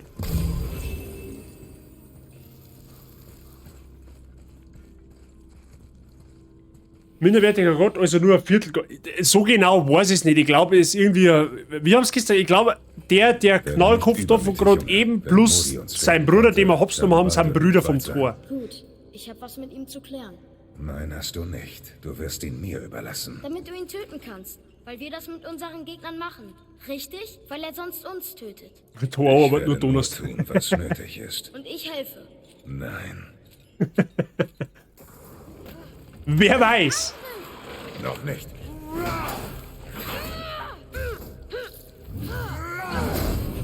Er wie jetzt? Der hat den Hops genommen. Langsam Respekt. wird's öde.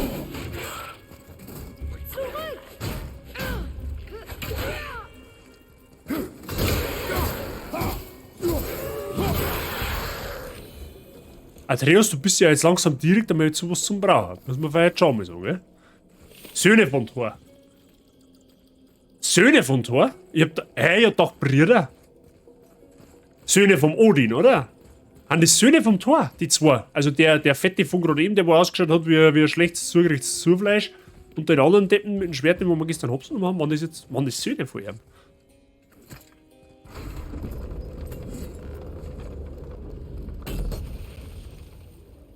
Sind's, okay, gut, Söhne von Thor, alles klar.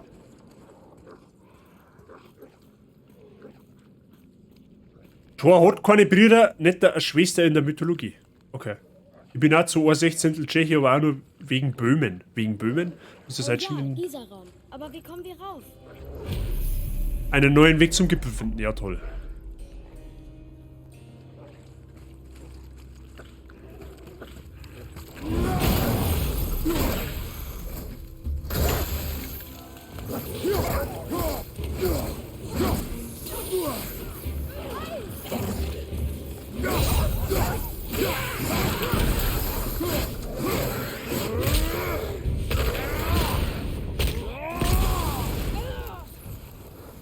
Hinter dir, Bruder! Bruder! Schon gesehen.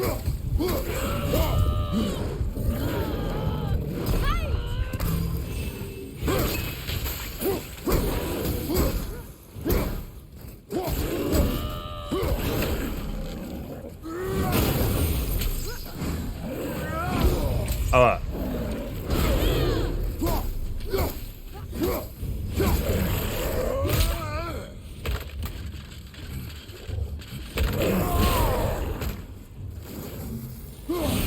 Herr Wie, der lebt noch.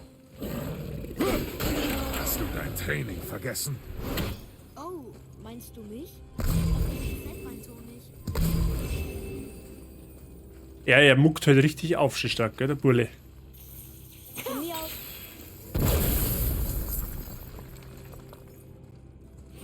Böhmen war früher Habsburger Reich, Österreich plus ein paar andere Gebiete und mein Urgroßvater war gebürtiger Böhme und mein Uroma von La on the Thaya. Grenze zu Tschechien. Ach so. Ja gut, das muss ja nichts Schlechtes sein. Aber das ist... ich glaube, ich habe die Lösung für das Problem jetzt. Aber was heißt ein Problem in Anführungszeichen? Möchtest du das wissen? Soll ich alle hier erleuchten, die wo jetzt gerade im Chat haben?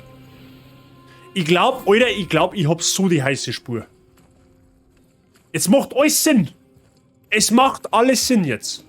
Gib mir da Brief und Siegel drauf. Mir ist das fest wurscht, wer von meinen Verwandten woher. Ja, mir ja auch, um Gottes Willen. Ja, das soll keine abfällige Bemerkung sein, abgesehen davon. Ja, also, es kommt jetzt irgendein Scheiß von mir, ja? Nicht, dass jetzt einer meint, ich will jetzt, ne? Jetzt stehe ich auf der Leitung. Ich habe jetzt die Rätselslösung, warum du obergeschubst bist. Das ist das ist das eine Sechzehntel in deinen Genen aus Tschechien. Das ist es. Ich darf was sagen, Tschechien hat die dritten Lieblingsnachbarn. Na, die Schweiz. Ich darf eher sagen, die Schweiz. Aber gut, das ist halt, ne, Ansichtssache. Gut, wobei Schweiz ist nicht direkt der Nachbar, muss man vielleicht fairerweise auch dazu sagen. Oder? Ich hab jetzt lang Karten nicht gescheit im Kopf.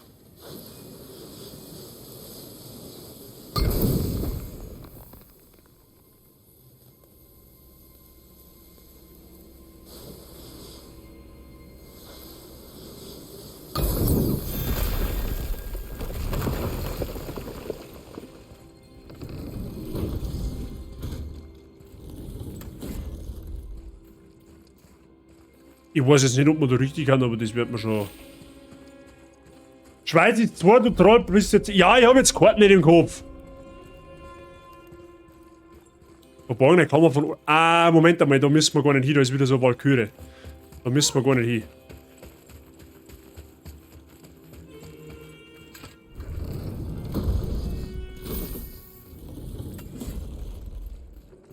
Guguruz auch kein Mais ist tschechisch für Mais. Ja, der Bildungsstream kickt wieder, Freunde der Sonne.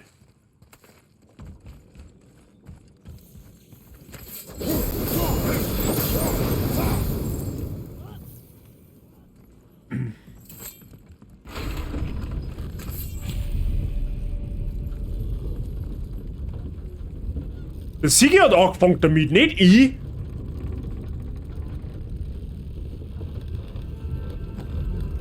Sigi hat gesagt, dass Du beherzigst meine... da, der Sigi hat geschrieben, ich darf was sagen, Tschechien haben die dritten. Achso, die dritten. Ja, okay, mein Fehler, ich hab mich verlesen, Entschuldigung. Wozu verstecken? Ja, okay, Streamermann ist schuld. Konsequenzen. Hast du einen damit getötet? Wen hast du von Magni noch getötet? Stell dir in der Tschechei eine Kardinale mit Guguruz, kriegst du Schinkenpizza mit Mais. Gegen Schinkenpizza habe ich nichts. Ich hab nur was gegen Mais. Team reden wir nicht. Bedränge mich nicht, Junge. Ist gut. Mimir, weißt du was? Ich weiß jetzt alles, was ich wissen muss. Ich muss nichts mehr dazulernen. Ah, gratuliere.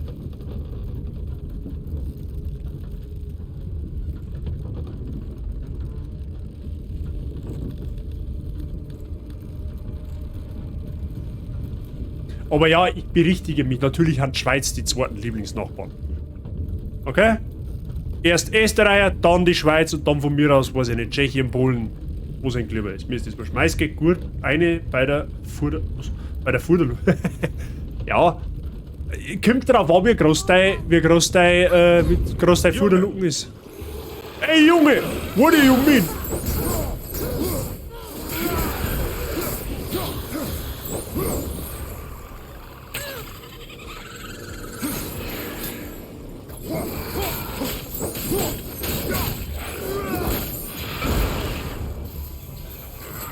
Ja, ich wollte eigentlich mein Axt haben. Da, dankeschön.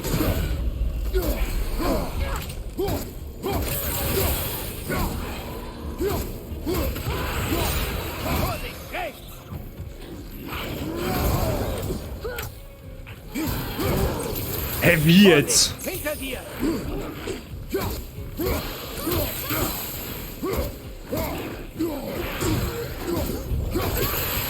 Ey, Alter, warum regenerieren sie denn die Dinge die ganze Zeit? Da hat's irgendetwas.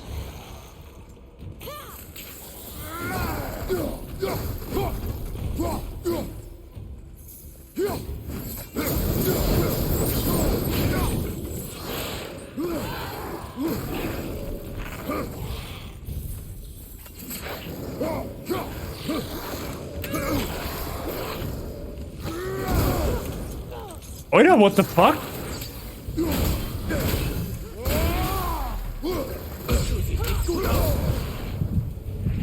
WTF? Wie macht man die Dinger bitte? Oh, einfach perfekt. WTF?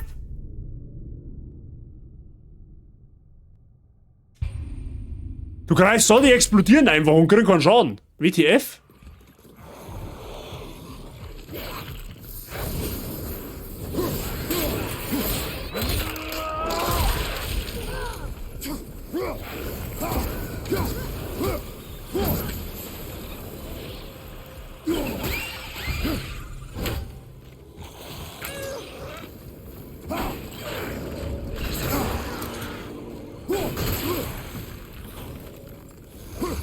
Ja, okay, und jetzt?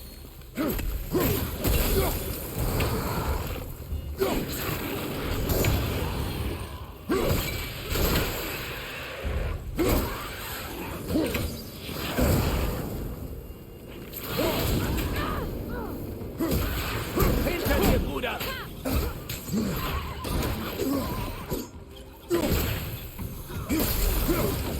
Okay, die muss man einqueren. Kommt uns ruhig in die Quere. Euch zeigen wir's. Okay. Kratos liegt einfach hier einfach perfekt. Ja, der Tür hat immer die passenden Worte. Ah, der Tür sag ich schon. Der Mimir hat immer die passenden Worte dafür.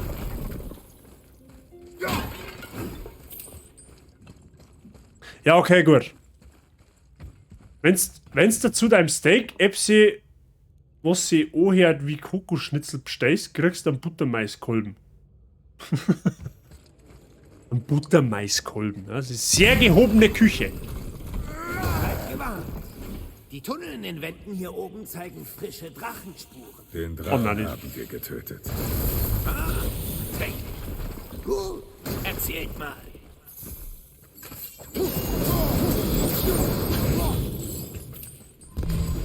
Also ich hab, also nicht gehoben im klassischen Sinne, aber das Wort Buttermaiskolben, ne?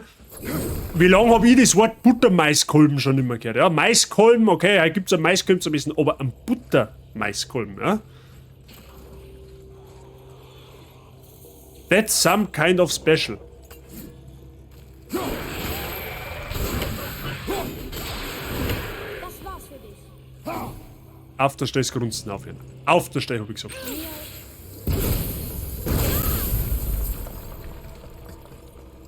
Ich finde es aber ganz lustig, wenn dann die Urdeutschen über die Ausländer lästern und dann stellt sie aus, dass einem gerade mal seit zweiter Generation in Deutschland. Sowas muss man einfach immer ignorieren. Immer ignorieren, Billinger. Du tust dir mal erleichtern.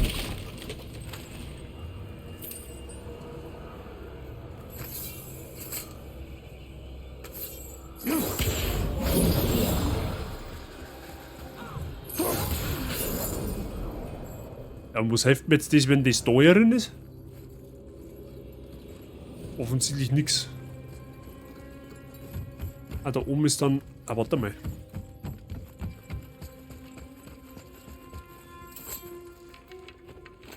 Schauen wir uns genau an.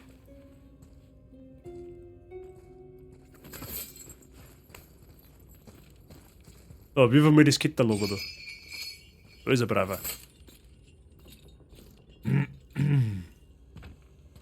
Brauchen wir das? Nein, brauchen wir nicht. Heben wir mal auf.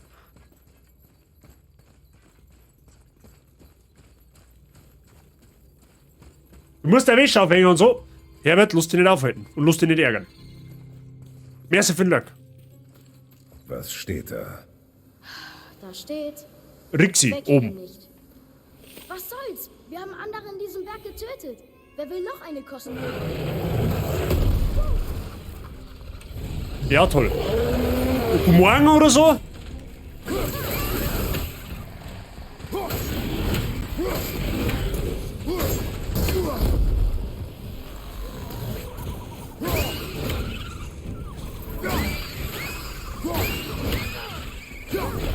Oh, wait a minute. Ich hab da was erlurt. Freunde der Sonne. Ich hab da was erlurt.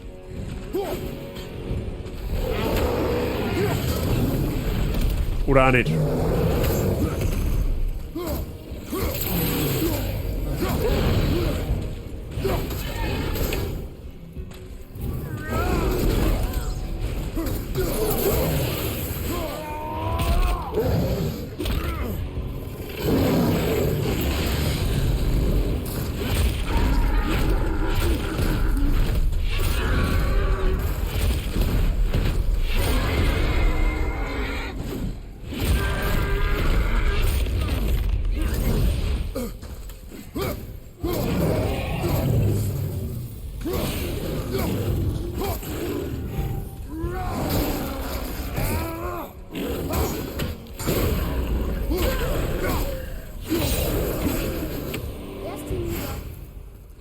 Herrgottsseele, gut, dass er hinüber ist. Ich bin zu 1 16. Tscheche und 18. Was? Ich bin zu 1 16. Tscheche, zu 7 16. Tscheche und zu 8 16. bzw. 1,5 geschubst. Ja, geschubst auf alle Fälle, Mr. Seitsching. Und das ist gut so, okay? Ich glaube, das können da alle Anwesenden aus dem Chat auch bestätigen, dass das zauberhaft ist, dass du geschubst bist. Sonst war es auch direkt langweilig. Zeige ich das richtig? Ich wollte... Ich habe mir schon gedacht, irgendwo stimmt da jetzt nicht.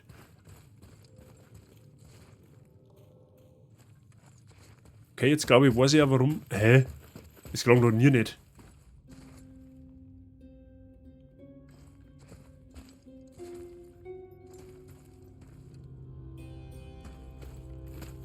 Okay.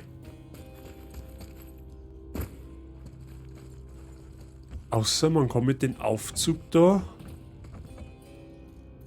nur eins auf, aber wahrscheinlich eher nicht. Der ist eh gesperrt, abgesehen davon. Ja gut, okay, gehen wir mal weiter. Irgendwo wird man dann schon immer was finden, das wo dann da dazugehört.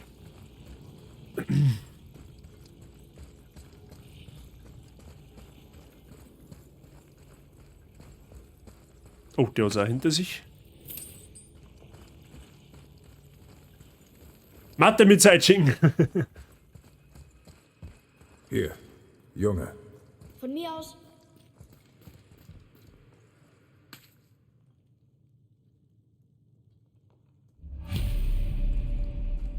Den Ort von der Schriftrolle finden. Ach so, das ist wieder so ein Rätsel. Ja, ja, okay.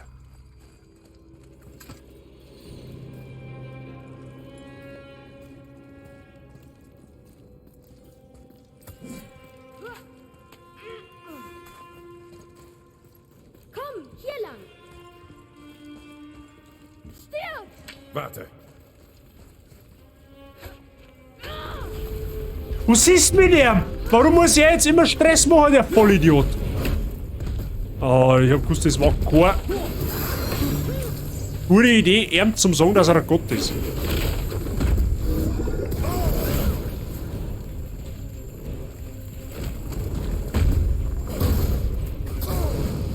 Oha. Der macht schon mal verdammt viel Schaden.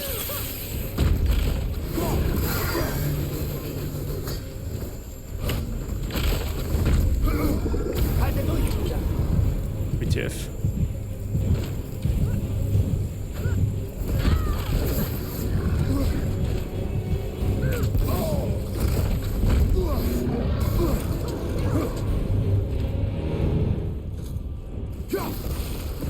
Ja, ich tippe jetzt einfach mal drauf, dass ich da drauf gehe.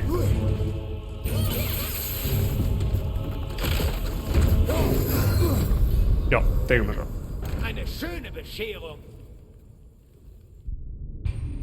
Eine schöne Bescherung, ja. Langsam machen die Gegner, also die machen schon geraume Zeit richtig viel Schaden. So hätten wir da vielleicht einmal Chaos kriegen. Wenn es ein Eis vergessen ist, aber vielleicht eine Feuerwaffe nicht verkehrt.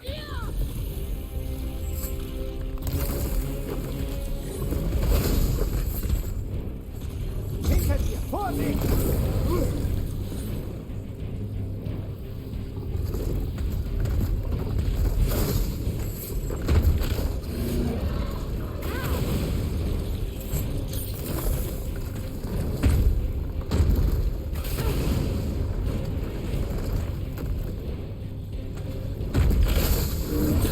Okay, das interessiert ihn nicht.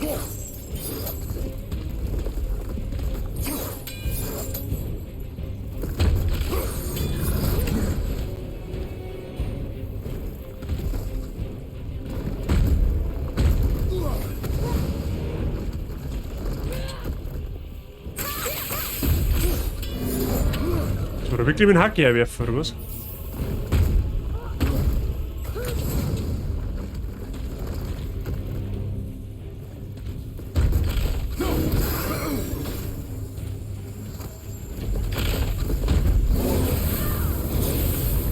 Alter, wie viel Schaden macht denn der Strahl, bitte?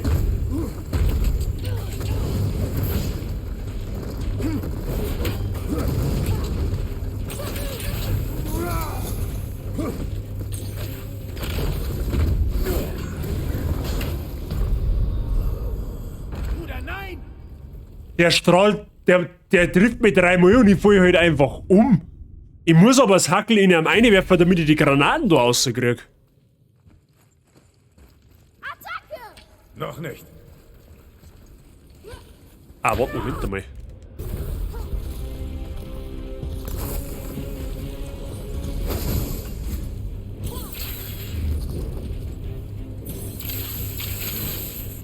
Weg von dir!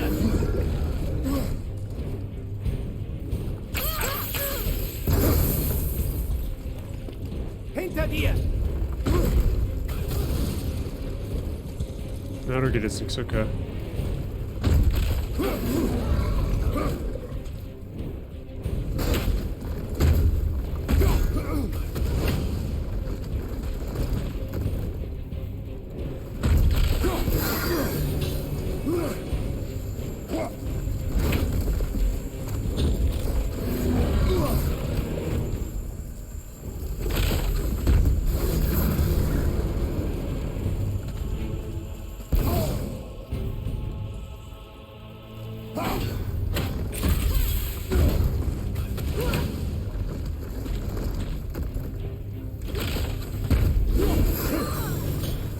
Ah, ja, okay, alles klar.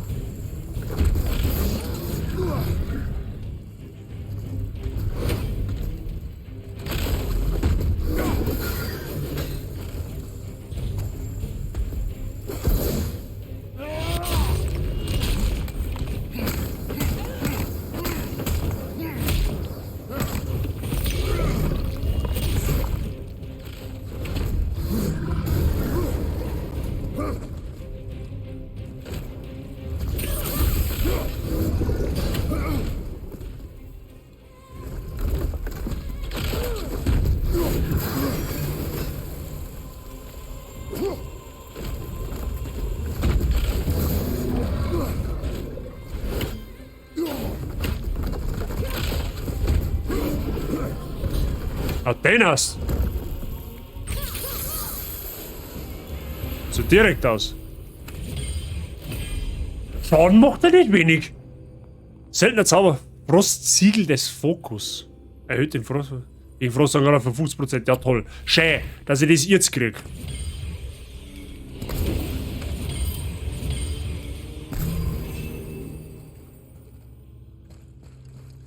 Wir hatten einen Captain Iglo eingelohnt. Wie meinst du das jetzt?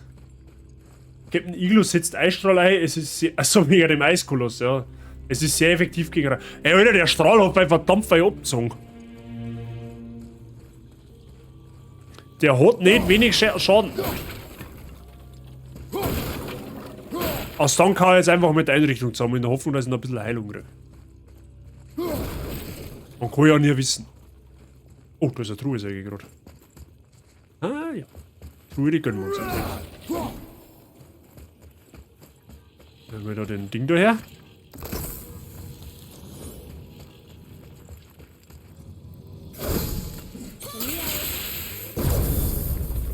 Looten ist gut, habe ich gehört. Ist gut fürs Gemüt. Gehört er das auf Valheimstall? Ja, okay.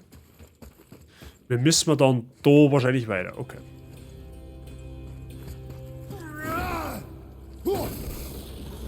Schauen wir nur mal. Looten statt bluten. Ja, das sage ich auch so. Das sag und sehe ich auch so. Ja, haben wir das da aus, oder? Weiß zwar nicht, ob es uns was bringt. Hallo, kannst du auslassen? Dankeschön.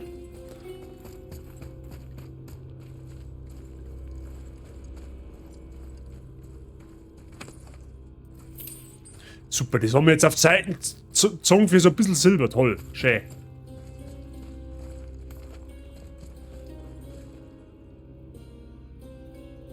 Oh, oder auch nicht.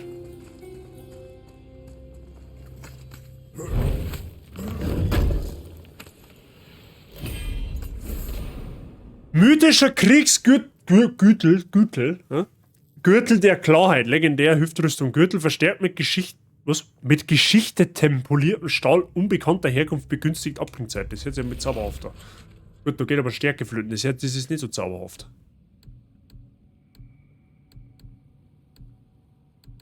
Und Abwehr geht auch flöten, das ist auch nicht sauber. Nein, da kriegen wir Abwehr dazu, aber wir brauchen ohnehin ein bisschen an Damage, abgesehen davon. Mehr Damage, mehr gut. Ganz einfach. Looten ist aber nur dann gut fürs Gemüt, wenn das hergeht, was du magst. Ja, auch. Dann besonders, sagen wir es so. Dann besonders. Aber grundsätzlich bist du mit Looten nicht verkehrt dran. Ja, wenn du lootest, dann bist du guter. Dann kehrst du zu die Guten. Wenn du Freund von Looten bist. So, die scheiß Schulschreibtisch, die noch nie rumgeht. Weg mit dem Schund. Wer braucht das schon?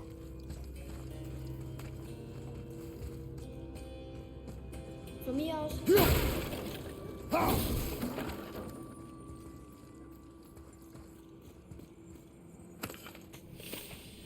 Hoch die Tassen. Becher gefunden. Schöne Sache.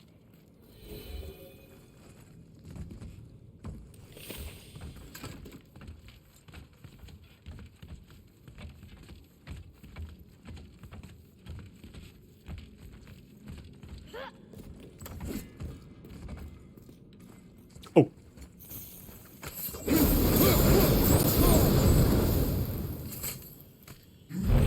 Ja, mal absperren da.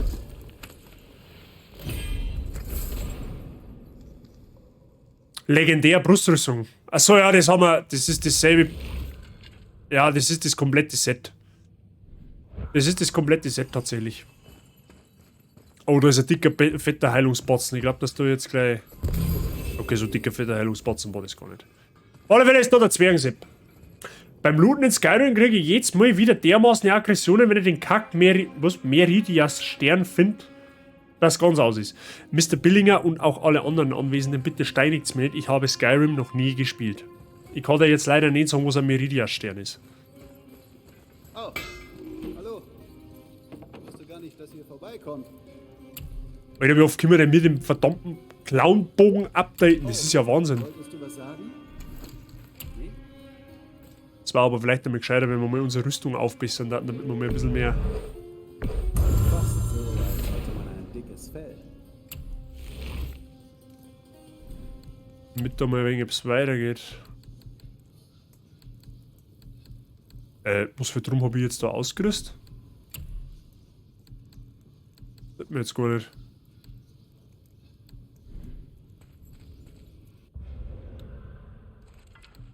Ach, weil die schon voll ist. Ah, okay, die haben schon maximal. Oha, da ist noch mehr, da ist noch mehr ein Platz frei, du schau her.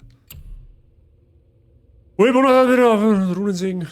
Sehr geringe Bonus auf einen Segen, der abklingt bei jedem erlittenen Schaden. Ja. Moderate Bonusaktivierung auf einen Segen, der abklingt bei jeder erfolgreichen Tötung. Das ist gut, das nehmen wir.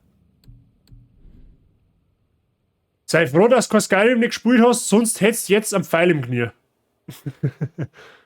Das ist ein Quest-Item, das in so ziemlich jeder Kiste in ganz Skyrim spawnen kann. Und das letzte, was ich brauche, wenn ich Gold mag, ist eine neue Quest. Da haben wir meinen Quest. Ja, das sind die Looter-Probleme. Wenn man ewig auf was farmt oder wie auch immer und man kriegt genau das, was man nicht braucht. Ich hab's ja schon fast befürchtet, dass da noch irgendwas kommen muss. Der Gipfel. Ich habe auch so das Gefühl, dass wir den Gegner da noch nicht machen sollten.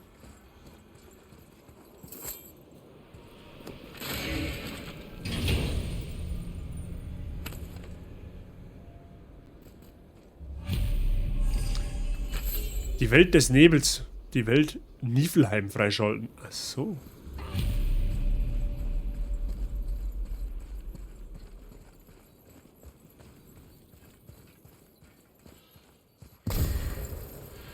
Dicker fetter Heilungsbatzen. Ja, nein, den mache ich lieber nicht. Wir gehen mal Richtung Gipfel, ja? Das ist mal eine zauberhafte Geschichte.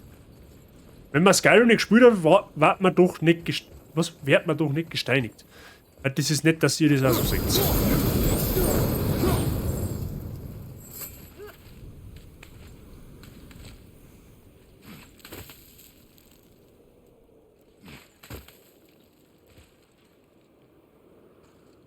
Oh, und die Genitalien überbrüchen. Toll! Dann lieber steinigen.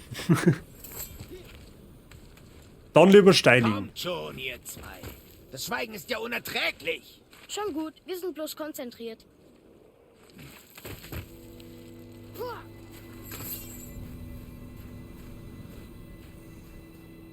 Kann man sie optisch natürlich auch mal gönnen. Ne?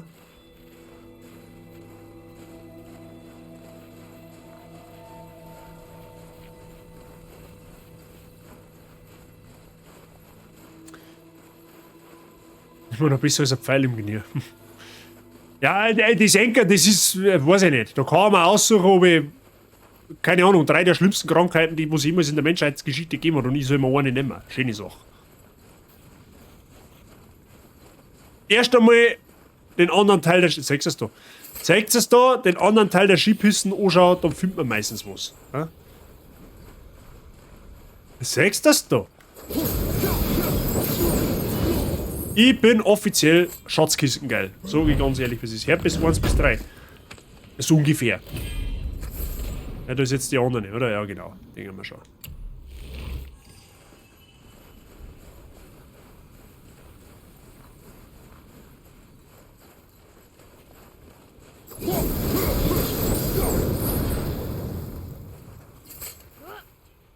Jetzt sind wir gleich da.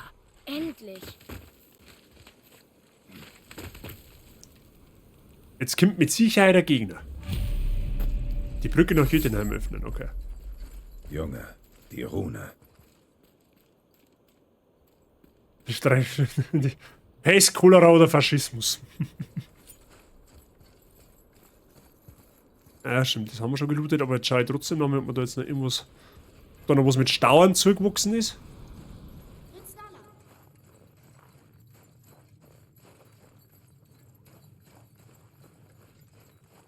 Man kann ja nie wissen.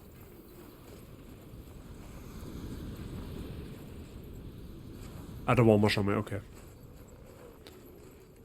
Können wir jetzt da das freischalten? Tatsächlich nicht.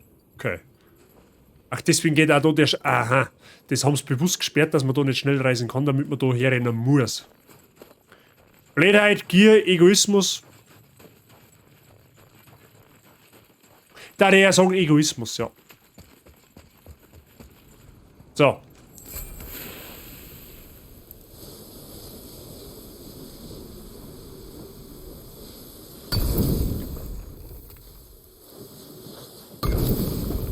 Ist ja nicht so, dass das Muster nicht schon aufgemalt ist, wo man hin muss.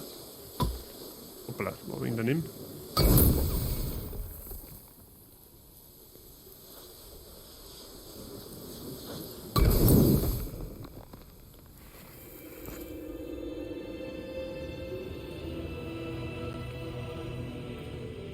Wow.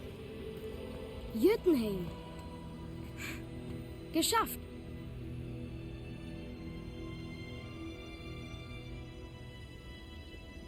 Prächtig, nicht wahr? Ich erinnere mich. Bruder, Vorsicht! Aha, der Herr Baldur. Vermisst?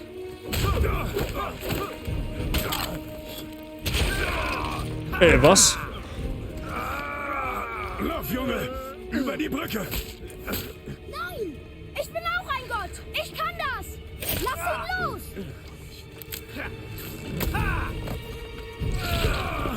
Der spielt halt auch nichts. Walter, lass sie gehen. Nimm mich dafür. Ich tue, was immer du sagst. Die ganze Zeit dachte ich, ich bräuchte dich. Aber du bist nutzlos. Offenbar ist der Junge der Schlaue.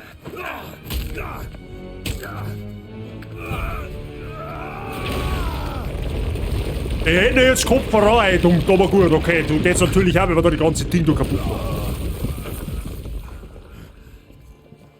Nein! Das Tor ist kaputt! Das war unser Weg nach Jötunheim! Du dämlicher Hurensohn. Oha. Verschwinde, Junge. Hurensohn ist kein schönes Wort. Ja, unbedingt, Kleiner. Lauf weg. Lass Papa die ganze Drecksarbeit tun. Lass los! Ruhig, Junge! Du bist noch nicht so weit! Ich bin bereit!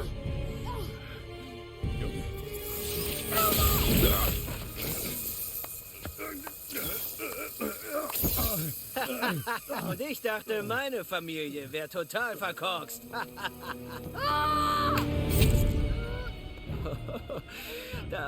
Dein Vater hat recht, Junge. Du bist längst nicht so weit. Wärst du jetzt so nett und hältst das für mich? Danke. Weil an das kann ich mich gar nicht mehr erinnern.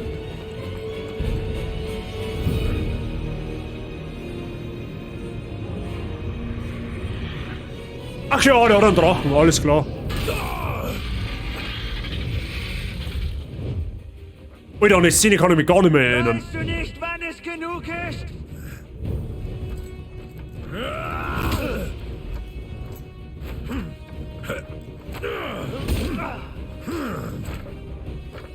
Bleib weg von meinem Sohn!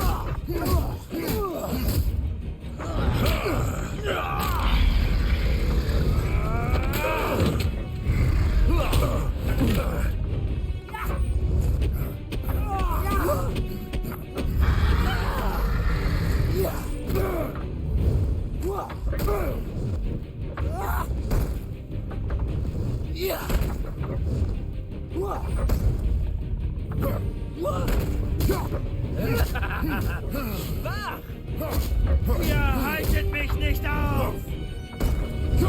Ich mach dich fertig! Ja, um einen arbeiten wir aber noch mit, gell, Bulli? Ich frage mich, was sich der Drache eigentlich denkt.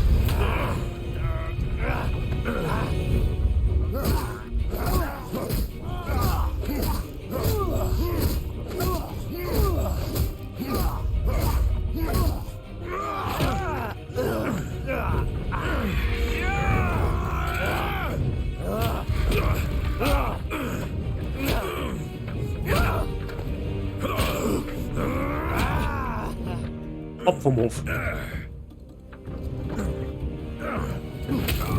Wie jetzt? Kann er fliegen oder was?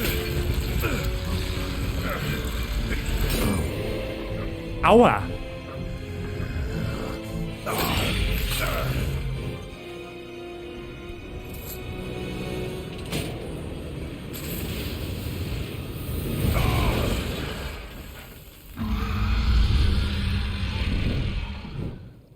Mr. Price, was sind das eigentlich für Viecher Hand des Drachen?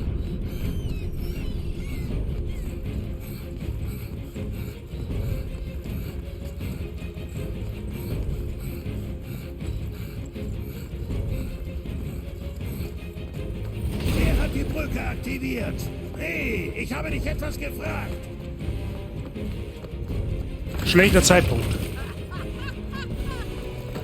spät! Das Ziel ist bestimmt! Und wenn sich die Brücke öffnet, wird dich Asgard mit all seiner Kraft überrollen. Es ist vorbei. Wirklich?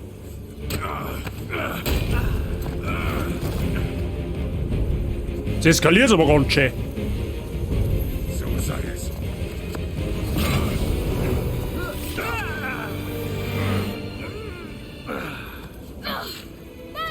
Nein! Hör mir zu! Lass mich helfen! Lass sofort los oder ich töte ihn. Du weißt, ich meine es ernst.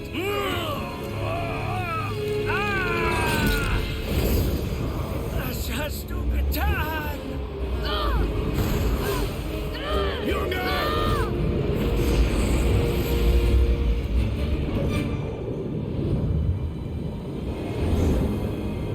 Helheim, oder?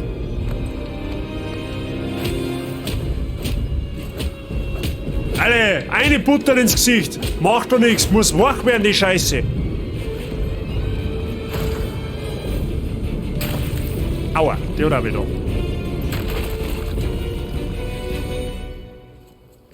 Junge. Ich bin hier! Perfekt. Junge. Kann man so machen, so als Reaktion. Bist damit durch die ganze Welt bist durch die ganze Welt geflogen, hast dich gerade mit irgendeinem Gott also komplett dumm und dämlich geprügelt, stürzt durch ganz Helheim durch sämtlichste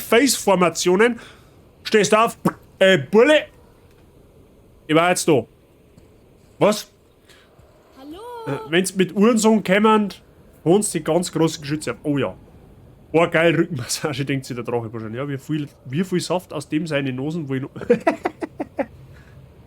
Ja, Moment, wenn's gemütlich durch die Weltgeschichte fliegen willst, aber 2 Gestöre auf deinem Rücken sie prügeln willst, Dragonman. Ja, das wird sich dir denken. Gerade aus der Drachen-Tätowierer.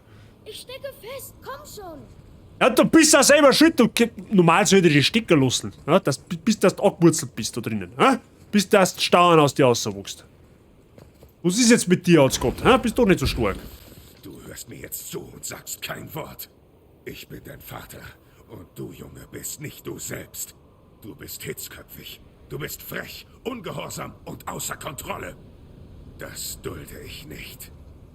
Du ehrst deine Mutter und wirst diesen Pfad umgehend verlassen. Es ist nicht zu spät.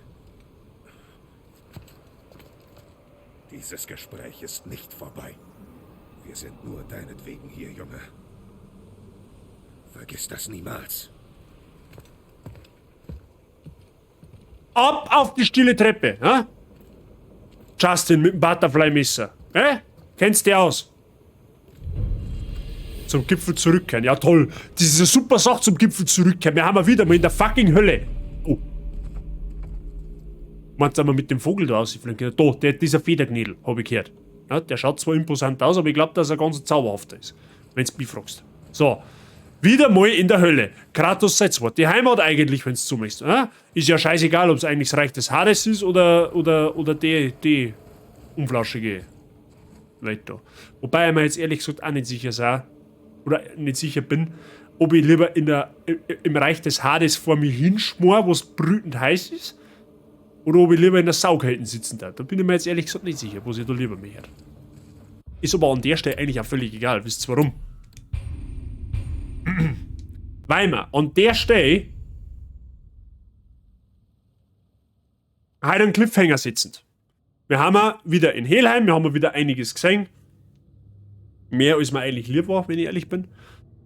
Und an der Stelle machen wir mir eventuell am Wochenende weiter, je nachdem wie ich noch zum Streamer komme die Woche. Also, abgesehen vom Mittwoch natürlich. So.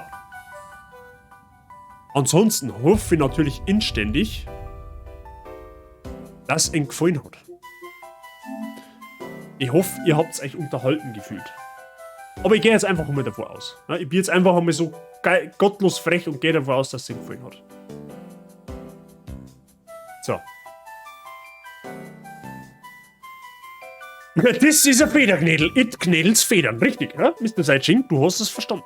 Der Federknädel ist praktisch Pendant zum Plauschknädel. Ja? Und sind in der Regel dasselbe, nur der eine hat eine Feder, der andere hat halt Federn. Ja? Und das war halt, ist zwar ein großer Federknädel, aber es ist immerhin, er gehört zur Knädelverwandtschaft, okay? Mehr Knädel hat halt mehr gut. In jederlei Hinsicht.